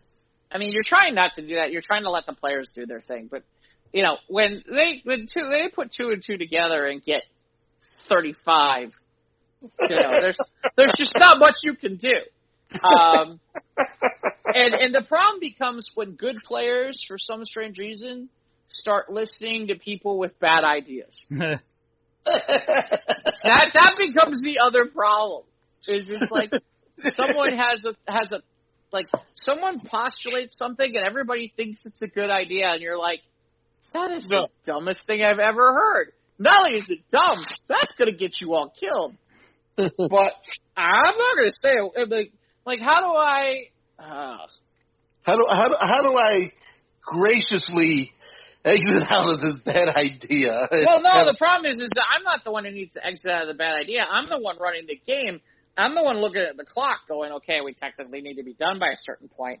And, it's like, if I didn't have to worry about the time frame, it's like, okay, you want to go off in some weird tangenty direction, you go right ahead, especially because it's a module that I've authored, and I can fuck around with it and do whatever I want, and make it work. But it was funny because in that module they end up where they have a situation where they won't get killed, but they end up meeting Darth Vader, and it's like, so Darth Vader's at this table. There's like an option of like 3 tables you can sit at, and they're all like not sitting at Darth Vader's table. Okay. They're all like, nope, not sitting there, not going anywhere near that table. Check please. I mean, like what, the Death Star cafeteria or whatever. Well, no, it's actually, ironically, it is having to do with the fact that it's about the plan, about getting the plans to the Death Star. Okay. But the irony is, so here's the funny part. They're more willing to sit at the table with Jabba the Hutt than sit at the table with Darth Vader. They're like, we're safer over here. Thank you. Well, you got Jabba the Hutt, though. Jabba the Hutt, the one that the characters got all the women and all that craziness happening around them. Yeah, but not in this particular location. I mean, it's basically a conference where they're all trying to bid for the plans to essentially I can say this. I don't know if anybody's going to really listening is playing. It's essentially they're all there under a flag of truce that they're all bidding for. What they don't know is eventually the plans of the Death Star. Okay. And I wrote this before episode 2 happened, so then I had to basically be like, this is an auxiliary plan to the Death Star, and there's the other one. You know, I had to change something up in the end. Plan, the alternate. Because as soon as I'll never forget, I'm watching episode 2, and I'm like, oh, no, the Geonosian's like, here, we got to get this to my... Yeah, I'm like, oh. It was really funny. I'm watching, I'm like, oh, that's cool. Oh, shit, I got to change the end of the module. Fuckers. You fuckers. Now I got to change the module. Well, speaking of changing Star Wars, we'll get to that here in a little bit. But, so I mean, don't get me wrong, GMing can be fun, but but it is funny sometimes because you're just like, it's like, when people sit there and talk about, like, you saw that thing the other day I put out about, like, take a point for, what was it? Hold on, let me find it. Yeah, never have I ever, stuff. Never have I ever. Yeah. And I saw that. Never have I ever, and there's a reason why mine is fucking high. And it's because the players piss you off. It's not the players piss me off. I've been doing this for 20-something years. Yep. They do dumb shit. Mm-hmm. I mean, it's just like not. I'll search this brick wall. It's just a brick wall. Oh, I've done that. Now, in fairness, after you've learned, my favorite is like, I've had situations where after a while I started doing that shit on purpose. Because it's like, okay, enter this room. Oh no, it's a trap. We're totally not going in here. We're doing this. We're doing that. We're doing this. We're doing that. After a while, where you're a GM and the players start getting that way, you kind of sit there after a while and you're like, all right, fine, let's fuck with them real bad. And let's be like, there's this doorway here. Oh, we're not going in there. That's a trap. We're going to stay out here. We're going to fight. We're going to trap. Great. They hit the button and they think they've triggered a trap. Meanwhile, the trap is right where they're standing. It's like, ah! Then we all go down the hole. My favorite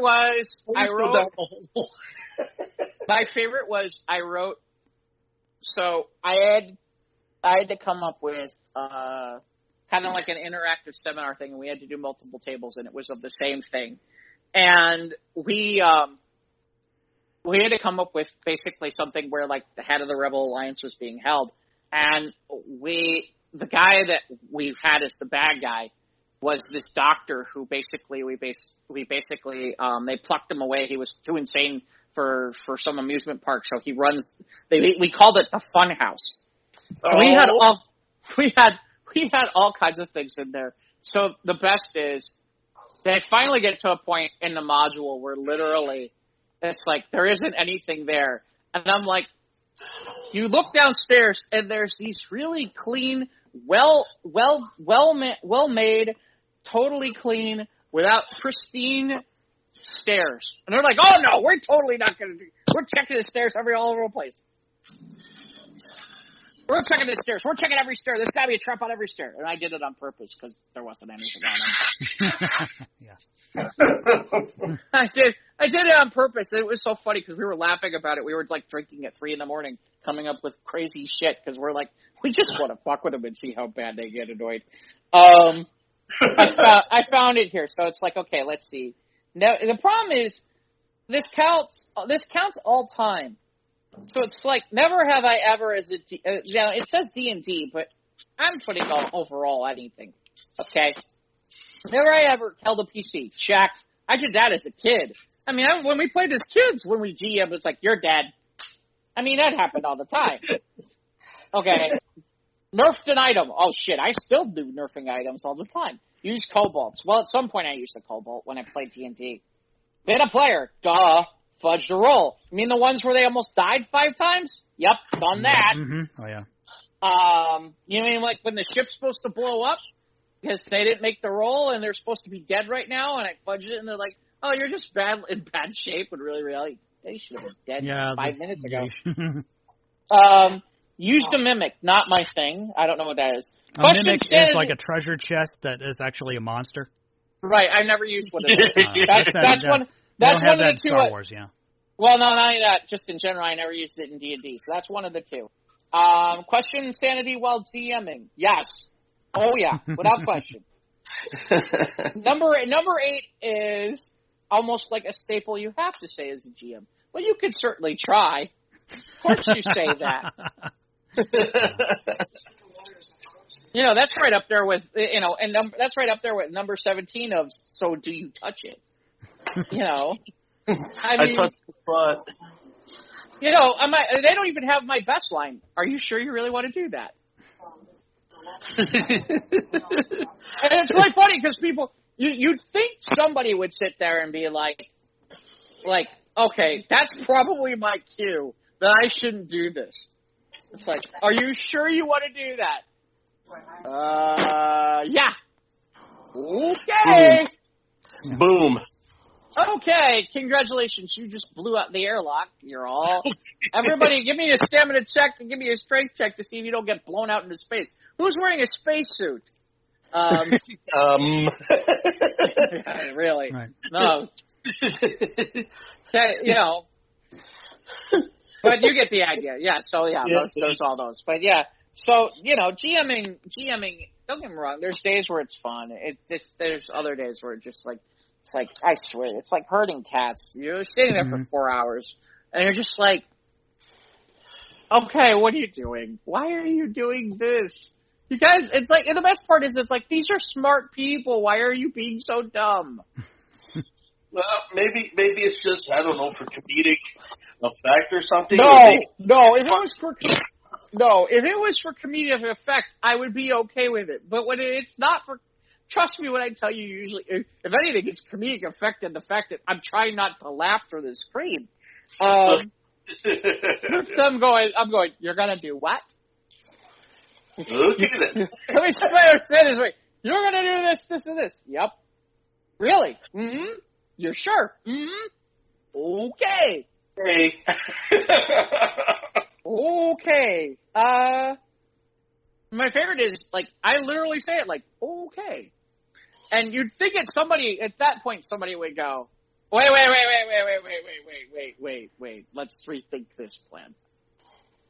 And yet, silence. And you're like, okay. And then as soon as you do something, everybody's like, oh, but I had this, like, you didn't tell me you had any of that shit. Yeah, nope. I did. Nope. You didn't tell me any of that. You didn't say anything like that. Like, there are a couple times when, like, they're in the ship, like they're in the spaceship or something like that. Yeah. And I'm like, so where are you guys at? I'm this, I'm that, and I'm here, I'm there, I'm doing this, I'm doing that. And it's like, sometimes sometimes I'll sit there and I'll wait to hear if I hear the magic words, which is, I put on my seatbelt or I strap in. Mm-hmm.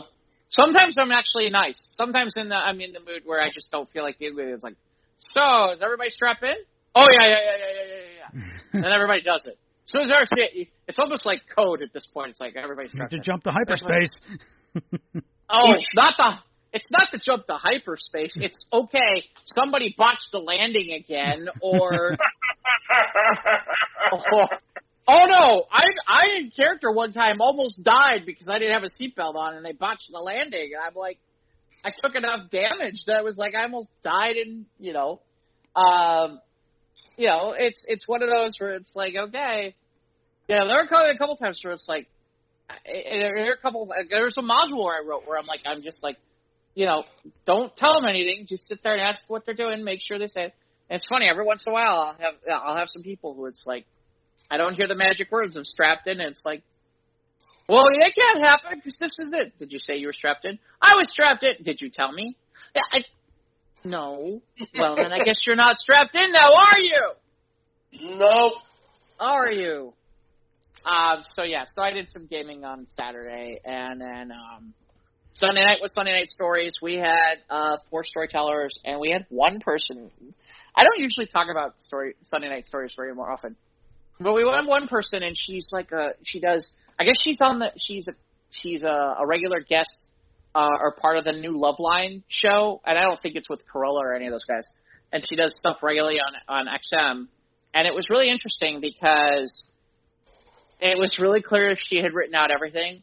And she was speaking like this fast, and she was talking really, really fast. And as a matter of fact, it wasn't even this fast. It was faster than I'm talking right now because I can't even talk as fast as she was talking. And she went on for like this for 15 minutes. Oh my God! Wow! At that speed, And my favorite is at one point, just your mind turns to clay when you're listening. Oh to my God! And the worst part is I'm like sitting there talking to my co-host. I'm like, do we interrupt her? What do we do? How do we handle it? My favorite is at one point. She's going, and then her dog starts barking all over the place, which is hysterical. Because, it's like, okay, even I privately texted them, like, even the dog's like, okay, enough. But yeah, no, in fairness, we had some really great people. We had, Good. We had somebody who was a comedian. We had a couple of doctors this week, and then we had somebody who's working on a Prince documentary that's going to be pretty interesting. So, but yeah, we had some interesting people, and we're taking the 4th off, so that'll be fun. But the only other thing I think I can mention is, so I started Mayor of Easttown on HBO Max. What's that about? So it's about a woman who plays a detective in. It's definitely in Pennsylvania. I can't place exactly where. And basically she's got, where it's like, she's got a lot of problems. She hit the winning shot when she was 20, back in the day to win the state championship. And she's got a lot of problems in her life and things aren't going the way they are. And then there's this missing child who's been missing for about a year that she didn't find. And then on top of it, there's a new murder, and so she's got to handle it. And then they bring in the guy who played Quicksilver in the Fox movies. What's his name? Mike. I don't know the enemy actor, but he was the one who recast Pietro. Yeah, that guy who played. Okay. All yeah, right. he's in there, and he comes in from the county as a what do you call it? As an assistant. But it's interesting. And what's most interesting of all is the person who's playing the main character is Kate Winslet. Oh, really? I don't know what she's been up to on anything lately. Well, it's really interesting because Kate Winslet, you're thinking glamorous. Okay, boy, yeah, Oscar material. Yeah, she really.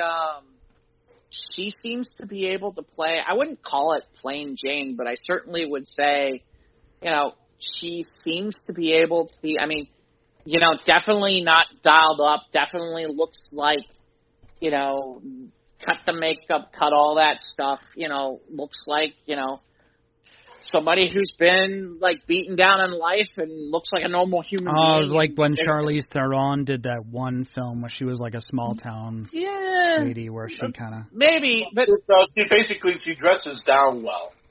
Well, the point is she's kind of getting the part pretty well too. I mean, again, I'm only through 3 episodes. It's an interesting watch. It's enjoyable. There's definitely some sections that are fun, that are interesting. It's only 7 episodes, so again, to me, I'm only through 3. To me, it's a high recommend through 3 episodes.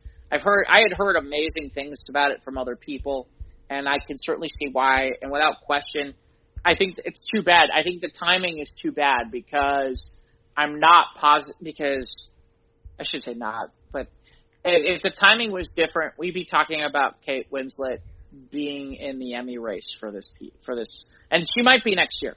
She might be, because my understanding is they've already greenlit a season 2. So, because it just recently finished, but she, she's great in this. She really is, and like I said, it's a worthwhile watch if you've got HBO Max.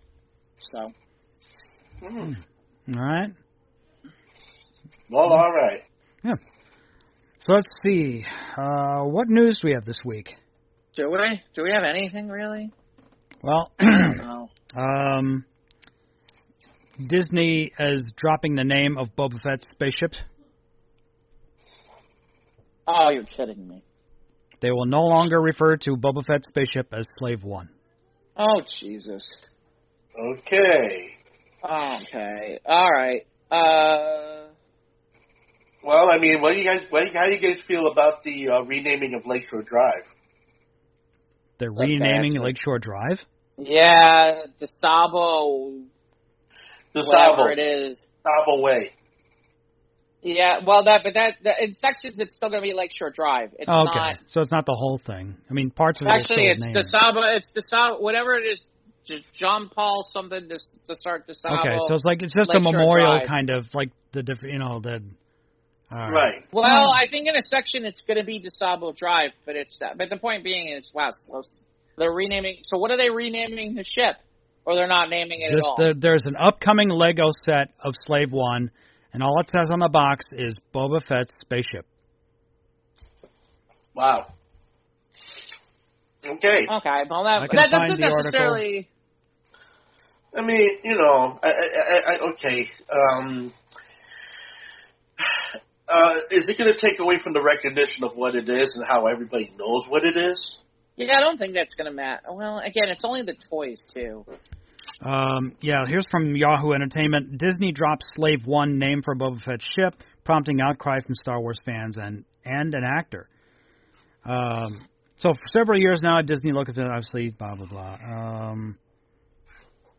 So nonetheless, each attempt to bring inclusivity to Star Wars has met with backlash from a small but vocal group of Star Wars fans lamenting the saga's SJWs and woke approach to its latest endeavors.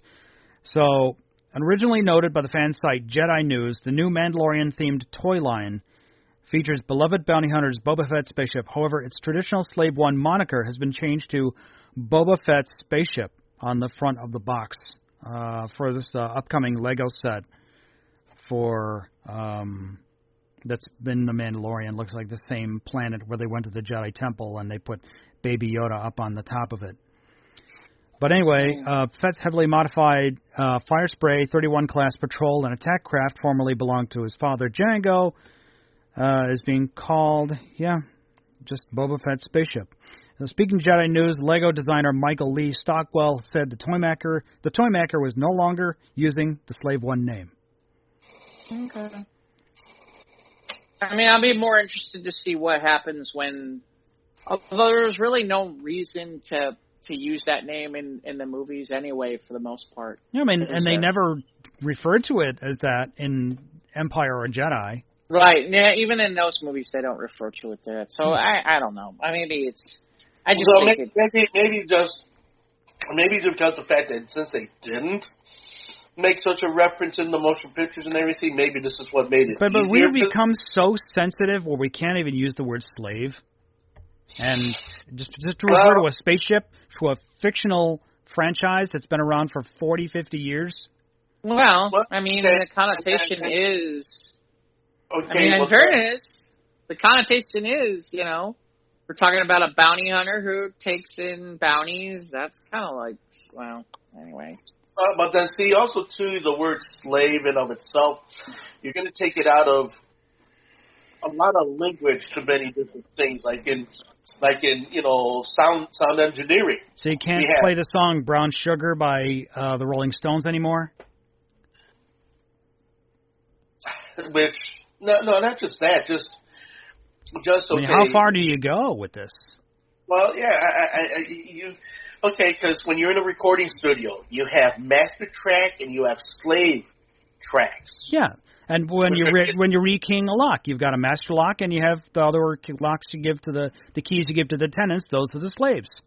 Right, exactly. I mean, it's just terminology, but that's what we're disseminating that down to, is that we can't use this term anymore. Well, again, and it's kind of ridiculous. Yeah, it is getting a little touchy with the whole sensibility of it. When we start going ahead having to edit ourselves as to what we refer to. It was just like one time I was talking to somebody, and okay, let me go ahead and throw the word at you and see what you guys come up with. Minstrel. Okay, that was what I was expecting. Yeah. No, not the word I was. I was like, I'm singing. I'm like, okay, here we go. Something dirty. Come on, no. Minstrel. Yeah, it's like a bard, in D&D. It's some guy with a mandolin. Okay. Or somebody sitting there thinking it's supposedly menstrual. No, just minstrel. Okay. Someone got triggered from the word minstrel? Yes. Okay, and I just want to tell you. Okay, because you can't see me face palming right now. All right. The thing about it is, okay, I was doing a show. Don't go to the Ren Fair. No, but listen, I was doing a show over at Cafe Mustache. This was a number of years ago. And, okay, so the musicians were going around with their instruments, playing their instruments around the bar. Mm-hmm. It gave me the impression of, okay, when I think of minstrel, I think of Alan O'Dale in Robin Hood, who was a storyteller. He played songs and he told stories. Yeah, that's what a bard is, yeah. Right, so what happened... Very common in D&D. So what I did was, this girl came up and I told her, and I says, man, this is so nice, all of us minstreling around the bar. And she goes, don't use that term. That's a negative term. Minstrel, you're thinking of, blackface minstrel. I said, no, I'm not. I'm not using it in that connotation at all. She goes, well, still don't use that. Minstrel is a bad word. And I'm thinking to myself, what? If I was talking about blackface minstrel shows and things like that, that's one thing, but that's not what my reference was about. That's not where most people's minds go to when they hear the word. Minstrel, right. So here, I'm playing my guitar in the key of G along with 20 other musicians doing the same thing, and I just got called out for this word, and I still didn't. And of course now you're bringing up this thing about slave, and I'm thinking, well, how much of the language do we have to police in order to get our point across? Well, we'll see. As long as you're on Star Wars for a second, sort of. So I guess Rogue Squadron finally got a writer. Yeah. And I don't know. I don't know, because the guy that they pulled is a guy named Matthew Robinson, and he, according to this, he co-wrote and co-directed with Richie Gervais in 2009, The Invention of Lying. And forgive me if I'm not kind of like sitting here going, The Invention of Lying, Rogue Squadron. I don't see how, I guess it's possible he could do a good job, but... Oh, well... Again, it makes more of it than what it is. Well, it's not that. It's just, the guy, it's not like the guy's done an action movie before or anything along those lines. I don't know. To me, I'm kind of looking at it, and to me, I'm kind of sitting there saying to myself, okay, this seems like already you're possibly starting. Boy, I just hope they have enough supervision on that thing. I just hope that somebody's really watching it. And I hope they learned their lesson from Rogue One and Solo. Right. Yeah, well, Rogue One people liked Rogue One, but, Yeah. But Solo, I don't know. I always laugh about Solo because people do. You can easily say that Solo has... Sola. Soda? Sola. I said Sola. Solo. I guess, you have your fans of Solo, just like you have your fans of Rogue One. Now, do they all commiserate with one another? Don't know. But,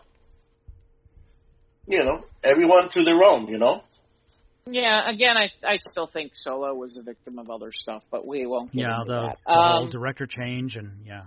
Well, not only that, I think there were a lot of people annoyed about, Episode 8 as well, and I don't think it was the right time of year to run it. You get the idea. Yeah. Right, we've talked about that before. The only other thing I found, unless you've got other things, Mike, so I guess J.J. Abrams has brought in someone named Angela Robinson to bring I guess then one of the series that they're looking to do from DC, HBO Max, is going to be something called Madam X. I'm trying to remember the character. It doesn't ring a bell. I guess she's part of some of the. Madam X. Madam X. So I'm reading about it here. I'm trying to pull up here from this Hollywood Reporter Heat Vision thing. So basically, apparently, she was working with Paramount Studios and has come over, which makes me scared to death because the Star Trek stuff was not so great. Madam X came from the 80s. Okay. Well, according to this, so Madam X, aka Madam Xanadu, first appeared in '78 as part of the Justice League Dark universe. See, they've been using this Justice League Dark thing, and people seem to be very, very up on it. The character is a sorceress who's helped the Suicide Squad, serves as the Spectre's spiritual advisor, and in the DC New 52 assists the Dark League, and was revealed to be the mother of the villain Dr. Destiny. Okay, see, this all goes back to that Justice League Dark series that people seem to be enthralled with back from the New 52. It was one of those few books from the New 52 that people seemed enthralled with because, it was like Constantine, and it was a lot of their mystic group, guys like the Phantom Stranger, those individuals. I can't remember who else was.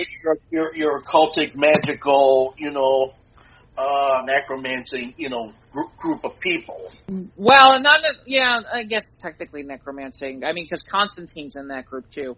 But basically, it's kind of the magic, almost the magic version of the Justice League on some level. And there's always been this push to do a Justice League Dark movie and to do this Justice League Dark stuff. And I don't know. I've never been as big a fan of the DC occult stuff as other people have been. I enjoy it. I enjoy it in swaths, but it's not my. Oh, this is definitely what I want to watch. I think to me, what bothers me about this is, I shouldn't say bothers me. What frustrates me about this is DC's got a lot of characters that they could be doing things with right now. And putting in places, and instead, these are some of the choices they're making right now. I'm not feeling. No. Yeah, these deep cuts with third-tier characters, they're getting full treatments, and why don't we just try and get the Justice League right? Well, I mean, for example, okay, CW, supposedly. There's this new Wonder Girl that they're going to do that is more based on this Future Shock thing that they did than the Wonder Girl that that most of us have known for years. Or let me phrase that: since there have been two Wonder Girls, most of us have known the other two Wonder Girls for years. You could just basically have made her Latina and used some of those backgrounds, but instead decided that you're going to use this entire Future Shock thing. And then Bendis created this Naomi character that I guess is getting a look for a pilot over there too. Again, so these are two practically brand new characters. Okay. Right. And then now you're talking about a Justice League Dark. And haven't you got a duck over on your end? I have no idea. Quack, quack. I'm hearing duck noises. That? Yeah, that. Oh, I'm busy cleaning off my necklace. Sorry. Okay. Woo! Quack, quack. I mean, the point being, I get that they're doing this Peacemaker series, and in theory it's because they're doing the Suicide Squad movie. But again, another C-level character, and I just keep kind of sitting there. It's like the only thing that they're developing right now that I'm aware of any note of sort is this Green Lantern series. That's it. Some would argue the JSA with Stargirl and Titans season 3. Well, yeah. Right, but movie-wise, there doesn't seem like... Well, and then here's the thing. look at, at the same time, let's put this in perspective. You're releasing Titans over the summer. I haven't seen much promotion for it at all. Nope. From HBO Max at all. Okay. I haven't. Are you thinking they're hoping it'll? Are you thinking because they're hoping it'll sink? No, I don't think it's. They wouldn't make it to just to hope would set it up to fail. Right. I just don't think that they think it's going to do. Based on what it's done in the past, it's not going to be something that's going to. They don't think it's something that's really, really going to pull audiences. Which, based on their budget, probably not. Yeah. The Stargirl stuff. I mean, they're doing this in August? I mean, so we're not even talking about. I mean, it'll run into fall, but I mean, they're not. It's not like they're giving it a prime spot in the CW lineup or anything like that. They're starting this thing in August. I mean, they're gonna. My guess is they'll put it back to back with Supergirl. It's what they're probably going to do, and then. Trying to bolster it? Well, no, they'll just put it back to back with Supergirl because they'll basically do because I think Supergirl's supposed to start their final episodes, and so you'll have one night of programming where it'll be Supergirl and it'll be Stargirl back to back. And my guess is they'll be done by the time your fall schedule hits anything, which will be sometime probably in October. But again, to me, I kind of look at it and I'm like, you're right. I mean, you're right, Mike. Which is yes, the nice part is. Yes, they're doing a Titan series. Maybe that's part of my frustration is you're doing a Titan series. You could put money into it. You could put money into it, and it would make sense to put money into it, considering the fact that it could be as popular as an X-Men movie. But you've decided that this is what your plan is. And there's other second or third tier characters that I just feel like they could do more with, and they've chosen these characters instead, and I'm just not sure why these are the characters they've chosen over other characters that to me would be more interesting and might have more appeal and might get people more interested. So maybe it's just that they think they're gonna revive that they can find fresh writing material with these new characters that nobody knows. So it's like they see it as virgin territory, but we're like, even the most casual fans be all like, who? Well, but the thing is, some of the characters that I'm thinking of off the top of my head, there isn't a lot out there for some of these characters that I'm thinking about. I mean, really, in reality, nobody's done a Martian Manhunter series ever. There's been no John Jones series ever. You could do one. I mean, yeah, and he'd be considered second tier in the Justice League, right? I mean, I'm trying to think off the top of my head. I mean, I get why you don't do Hawkman. That's a giant pain in the ass. But I mean, it was interesting because CW at one point had Ray Choi as part of Crisis, and we thought we were getting a new Adam, and that never materialized to be anything. Yeah, we never got any. They talked about maybe an Adam Strange series coming from the Krypton series, and that never happened. So right, and there's another example. See, there's a perfect example. Adam Strange is more well known than the characters they're picking, and some of the characters they're picking that I'm laughing at. And in fairness, I got to look at who's in Justice League Dark, but you're going to use those characters over, say, Deadman, which is far more popular. I mean, Deadman's more popular in terms of. And actually, I think a Deadman series would be very, very interesting if it was done well, and I think people would really enjoy it. And it could be a big hit for them, but they're looking at this. I mean, I don't know, I'm trying to think off the top of my head about who they haven't used. I mean, to me, one of the names that immediately comes to mind is they haven't done anything with Blue Beetle, although I thought I heard something about they might be doing that, but I could be wrong. I haven't heard anything about Booster Gold. I'm trying to think off the top of my head who I'm missing. Maybe if they want to tie into Gotham, maybe some more interesting characters, not from necessarily his Rogues Gallery, but someone like Zatanna. Yeah, see, thank you. There's an example of a character where it's like, Although, you know what? She might be in that Justice League Dark thing.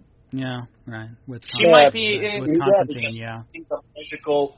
Yeah, she's a magical, character. She might be in there. I can't remember who's in Justice League Dark. That's my problem. Is who's in Justice League Dark? But Zatanna's a great example of. Okay, you could do that as a series. Zatanna's got great story possibilities. I'm trying to think, off the top of my head, I'm trying to think on second-tier characters. My brain's just mush at the moment, but, I'm trying to think of characters that have books. I mean, to me, the one I always laugh about, and I know why they're not going to give him one right now because he's in Titans, but to me, I always laugh because it's like everybody wants a Batman series. You could easily do a Nightwing series, and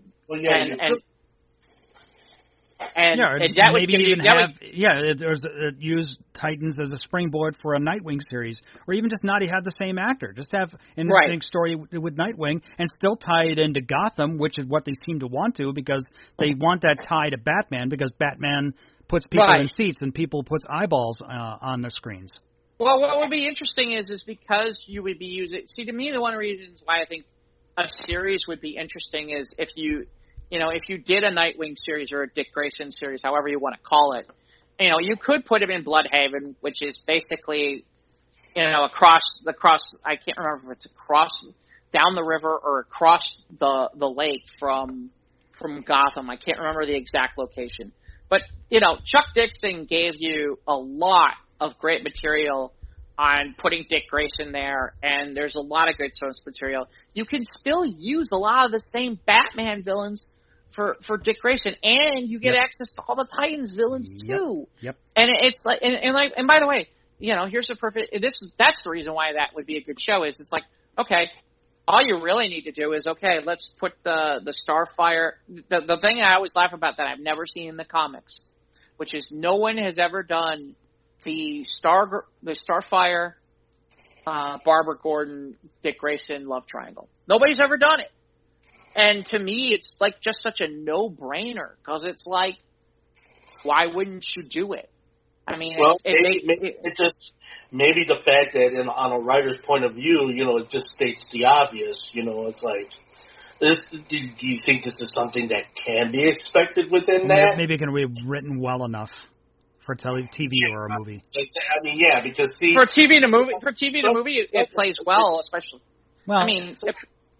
It is the love triangle is kind of a common trope, but right. But again, ironically, not ever run in a DC Comics book. There's never that I'm aware of.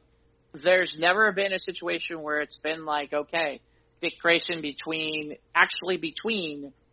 where it's been like, okay, which one are you choosing, kind of thing. Now, in fairness, part of it's been that the Bat people, when Dick Grayson was basically taken back by the Bat editing team, they put a lot of the kibosh on a lot of things from the Titans days, and often we're like, no 6-foot alien, not in our neck of the woods. And I always thought that was hysterical because it's like, why? That's just dumb. That's just meat on the bones if you put it in that context where you have this love triangle between Starfire and Well, and that's the thing. I mean, to me, the thing that's interesting to me is it's like Dick Grayson. See, this is where it's interesting with a character like Dick Grayson because really, in reality, it really depends what you're watching as to who you think Dick Grayson should be with. If you're watching a whole bunch of Titan stuff, and you've been reading a whole bunch of Titan stuff, and you've been watching Tiny Titans and Teen Titans and all those shows as a kid, it's always Starfire, right? It's Starfire. If you've been watching a lot of the Batman shows over the years as a kid, and reading the Batman type books, it's Barbara Gordon.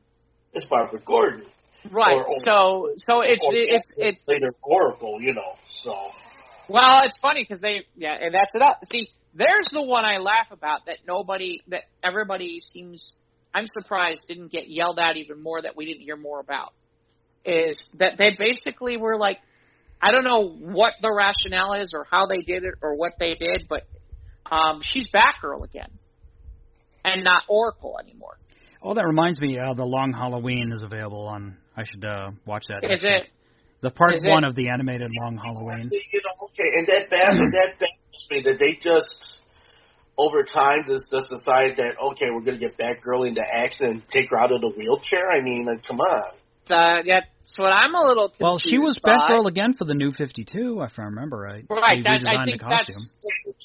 think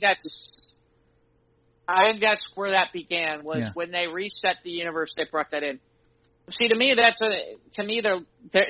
an example of multiverse where it's kind of funny because it's like you could, in theory, and I'm just saying this in theory, you could have two Barbara Gordons, one from another part of the multiverse, or one's Oracle and one's Batgirl, and you could do it that way. Right. You've decided. They decided. You decided this route. And then when they came up with the 52, said, okay, well, we don't have to follow that story continuity. We'll just go ahead and just have Barbara Gordon back out there as Batgirl. And well, it's funny because if that happened now, like for example, 10 years ago, no one was screaming about it. Well, people were screaming about it, but it wouldn't be what it would be now. If it was done today, oh man, they would get DC Comics and Warner would get getting hammered. Outcry! Why are you taking a disabled person out of the cartoon? I mean, out of the comic. Yeah. I mean, why did you just literally just void her out? Well, and this becomes so it's funny because this becomes part of the problem that they keep running into. Part of the problem they keep running into is they want this long running continuity of things. And the problem becomes... Yeah, but nobody checks the continuity. Well, but the fans do on some level. Yeah, some of it's fan consensus, some of it just varies from writer to writer. Right, and so it becomes... The problem becomes that... Well, and it goes beyond that. It's not just writer to writer. They start making editorial decisions. Like, for example... Right. Okay? Like, for example, okay, when Dick Grayson, at the time, the Bat editing team was not interested in doing anything really with Dick Grayson anymore. But they also didn't necessarily want him as Robin anymore, so they made a transition in the late 80s to making Dick Grayson Nightwing. And so that opened the door for a new Robin. Well, to me, that's what's interesting is, in the 90s... Hold on a second. Let me finish, Ivan. The point is, in the 90s, there was kind of a reboot on Sidekicks. And Mike knows what I'm talking about. I mean, that's kind of where the Young Justice show comes in, which is there was kind of a reboot on the Renaissance on Sidekicks. Right. Where you had your new you had the Superboy from from when Superman died. You had Cassandra, Cassie whatchamacallit, who's the Wonder Girl at the time. You had Arrowette gets mentioned. Aqualad. You had Aqualad. Was Aqualad part of it? Well, technically he was. In the comic he wasn't, but he's become that. I'm trying to think of all the different ones. I mean, Tim Drake, who was at that time the Robin Impulse. Oh, you get the idea. Quick side note, they started filming Aquaman too. Did they? Okay. Yeah. See, the thing I was going to bring in is that, Robin in of himself has been reincarnated a multitude of times, though, out of different names and different story lines. Different people who put on the suit. Right. Well, and the stories they have, but the problem, again, and we've kind of talked about this previously, so I don't want to go down the road, but the problem that they're running into is some of this becomes a situation of continuity, which is some of it, and some of it becomes a situation of how do you deal with some of this stuff? Like, for example, okay, we want to it seems like lately there's been an effort to add another tier of sidekicks, okay, that aren't the sidekicks from the 90s. Suddenly we have Superman and Lois's kid, Jonathan Kent. Suddenly we have Damian Wayne. Suddenly we have all these different characters, and the point being is okay. Now we've added another layer. So what happens to those other characters? And how does that get handled? Or what happens to them? Or where do they go? Do they grow? Do they retire? Do they get killed off? Well, they don't.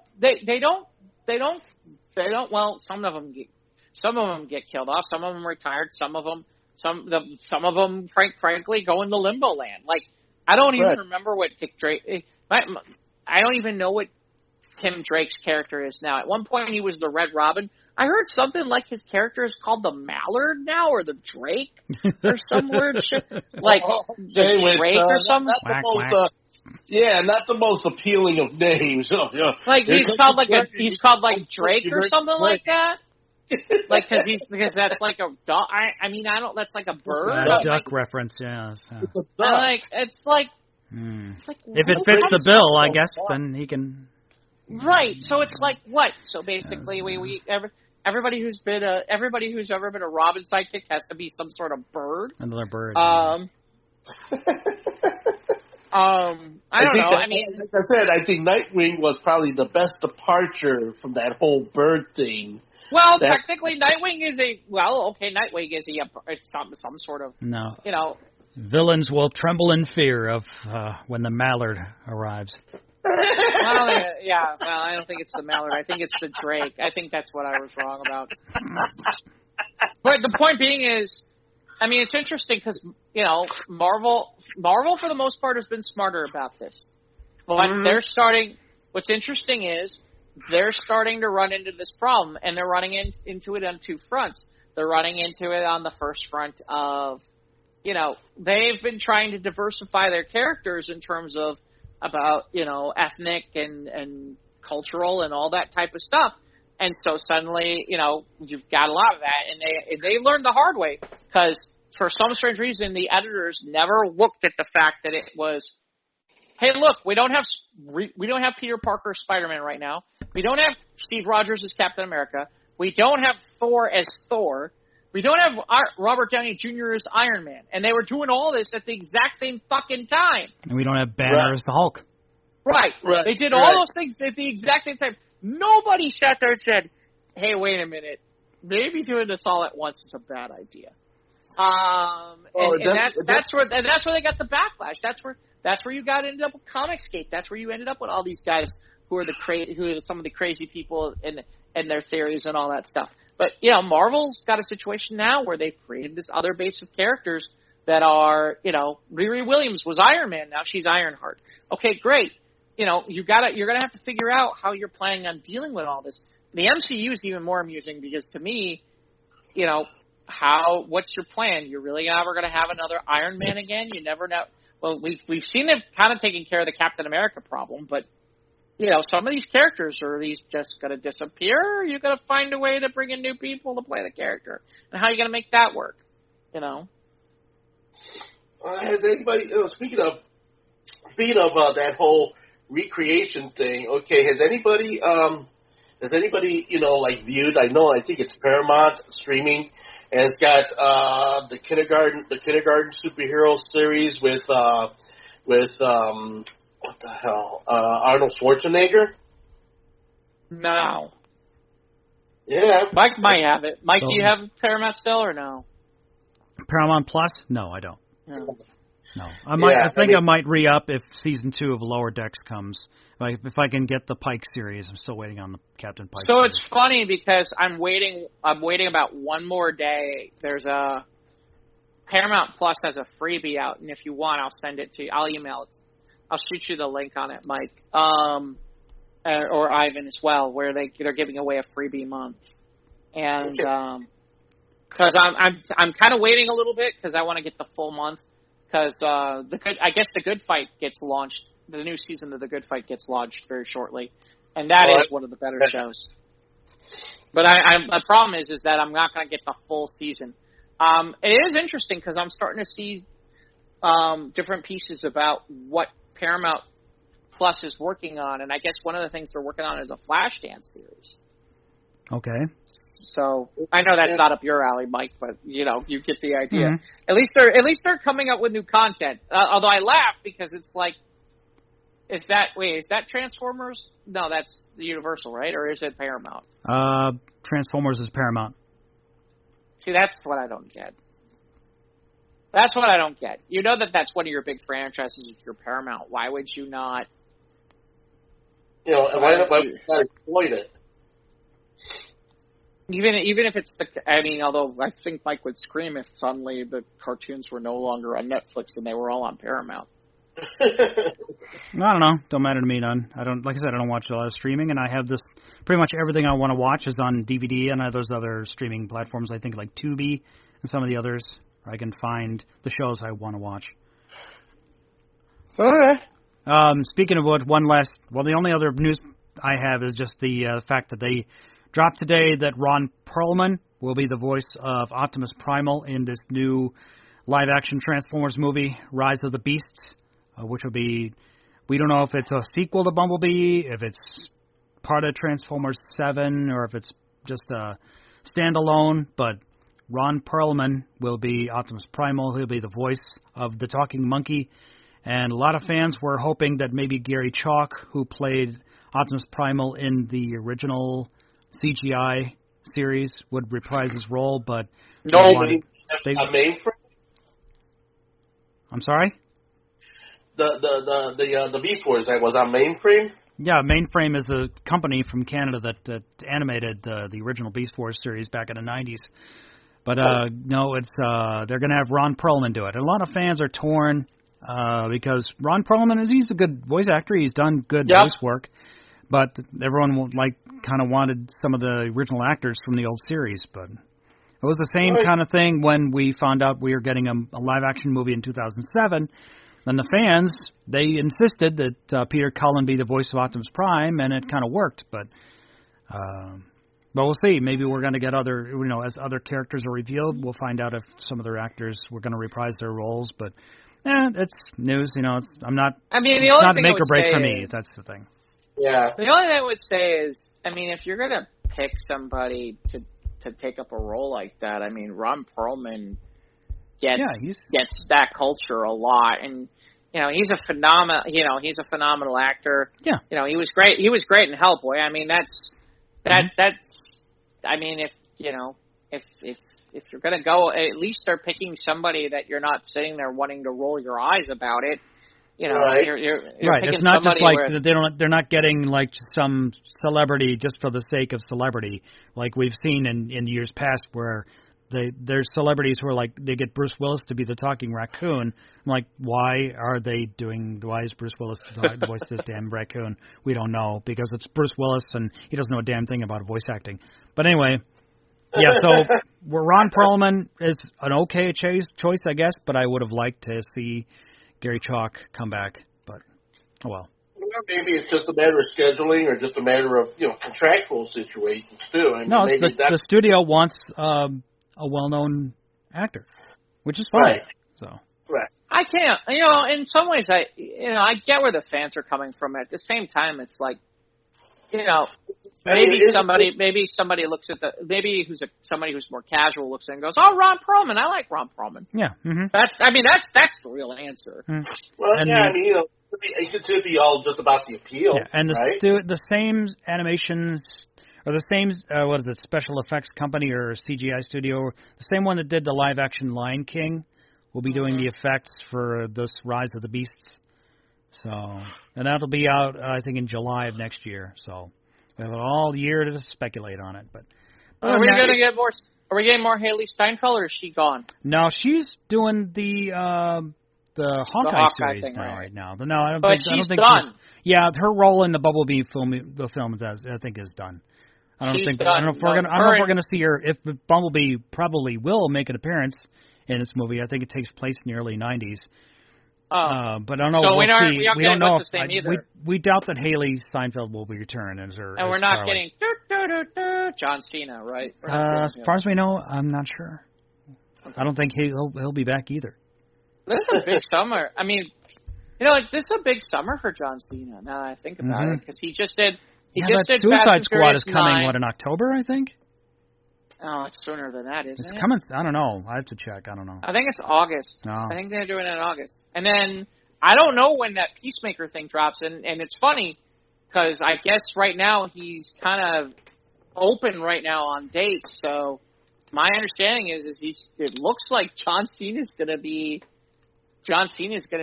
doing WWE for the better part of the back half of the year. So you're saying that you can see him now? Yeah, well, yeah, that too. Yes. So we got anything else? Oh. I don't. Okay. I suppose we can just dig up quick Iron Sheik tweet of the week. Fuck the Monday. Yep. Iron Sheik. Fuck Just the a quick, Monday. Tweet of the week.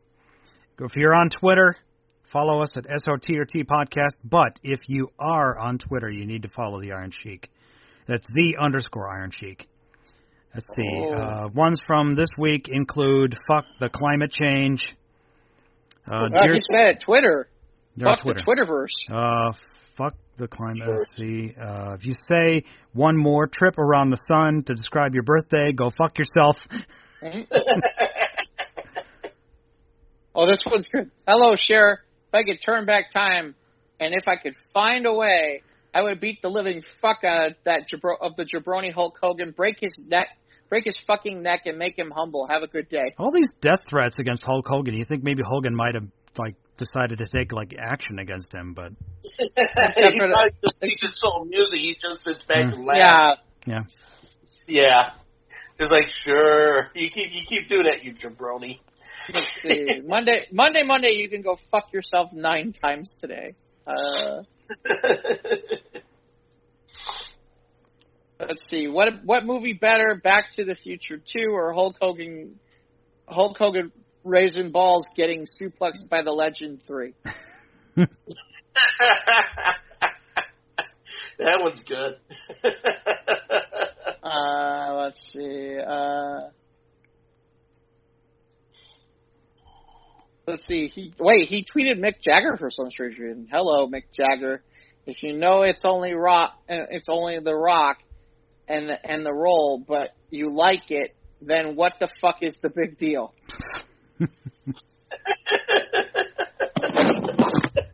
Let's see what else we got. If you don't love Blazing Saddles, you are a dumb, no good piece of shit. Oh yeah, happy birthday I never to respect you. Happy birthday to Mel Brooks. Yeah, 95. Holy shit. Wow.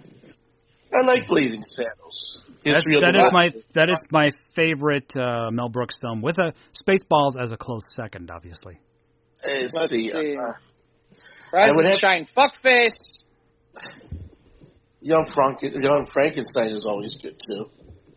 If all the leaves are brown and the sky is gray, it must be the fucking jabroni climate change. There we go.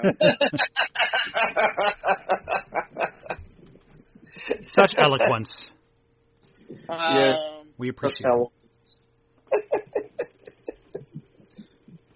If you have more pressing issues to address and you are reading this, then go fuck yourself.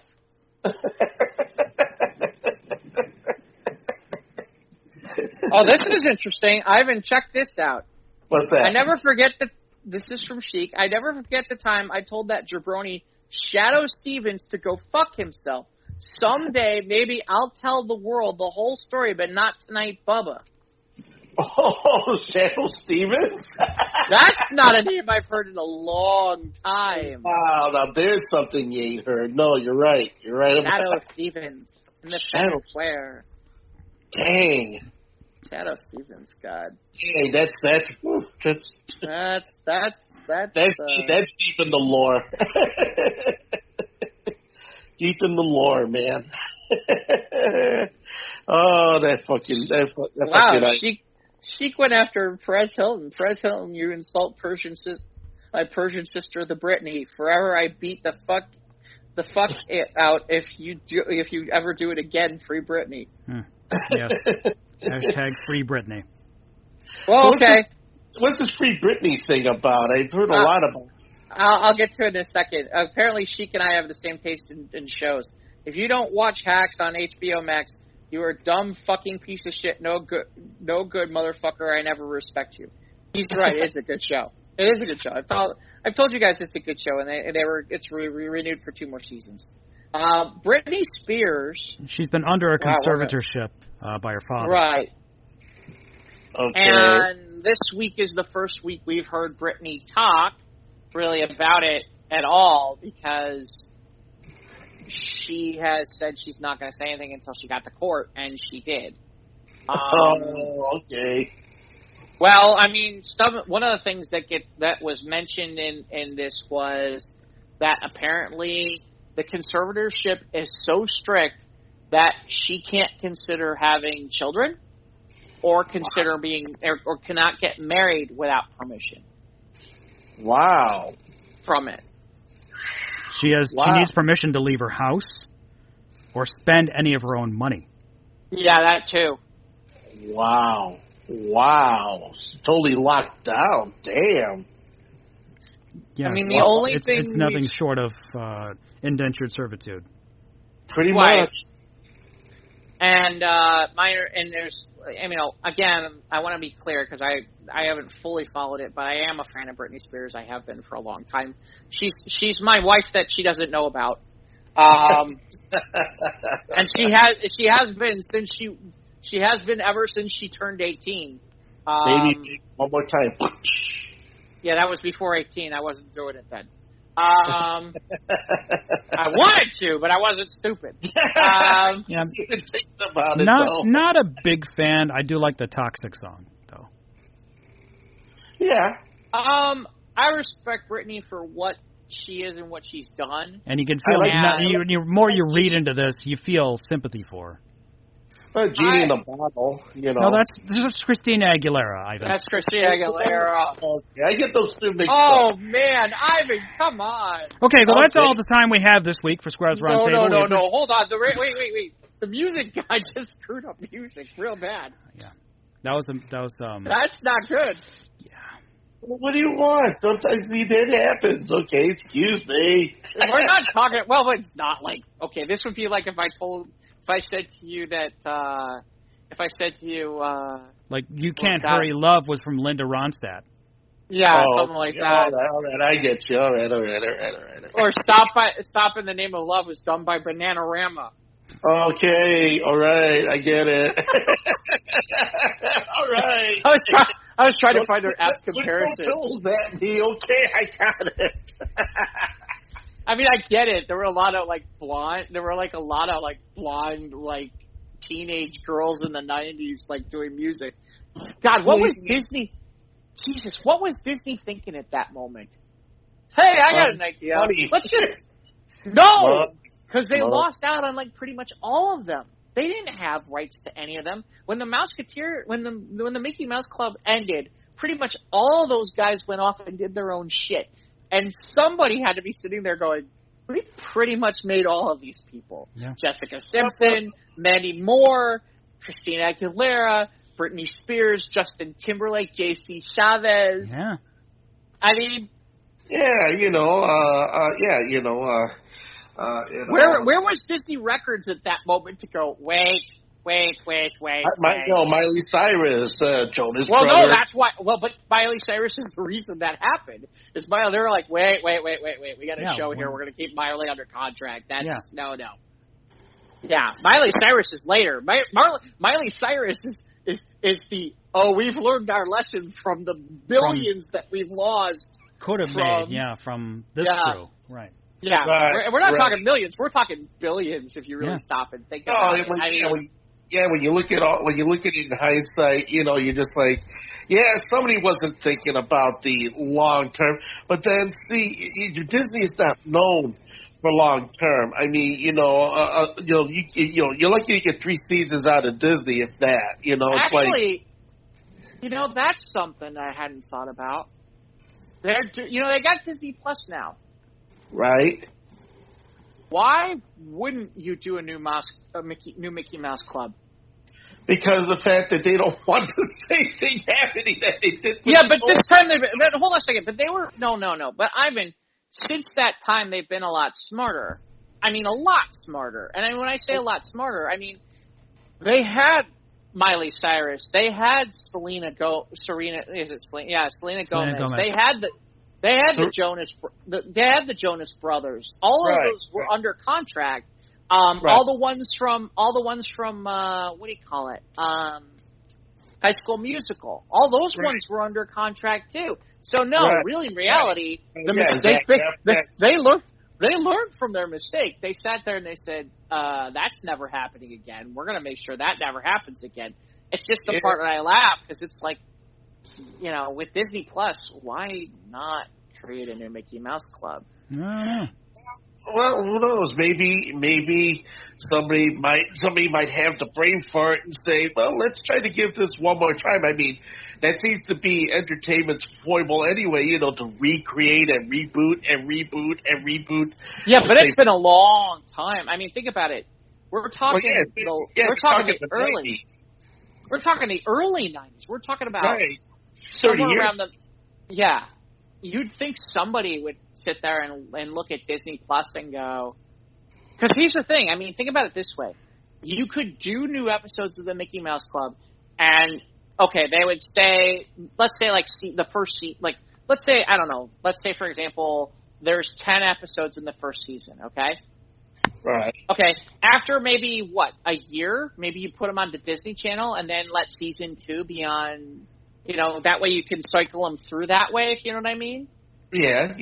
So at least, the public could get them, but the other parts of the public could get them on cable. But the point being is, I don't know. It just seems like a no-brainer. I mean... Yeah. Hosted by the Iron Sheik. Yeah. Hosted by the Iron Sheik. Absolutely. Yeah, let's do the Mickey Mouse Club, you Brody. Right. But the answer to your question is, Ivan, is that the only thing that we've got in Brit, the long and the short of it is, Ivan, is that Britney Spears has pretty much said until something changed, her father's no longer in charge of the conservatorship. Now, I don't know if it's her father's just no longer in charge of the conservatorship or she's out of it entirely. She's basically said she's not making any music at all. The only thing we keep seeing is these videos that she keeps doing every couple of days where she's like dancing around on the on Instagram. I mean, that's the only thing. That's it.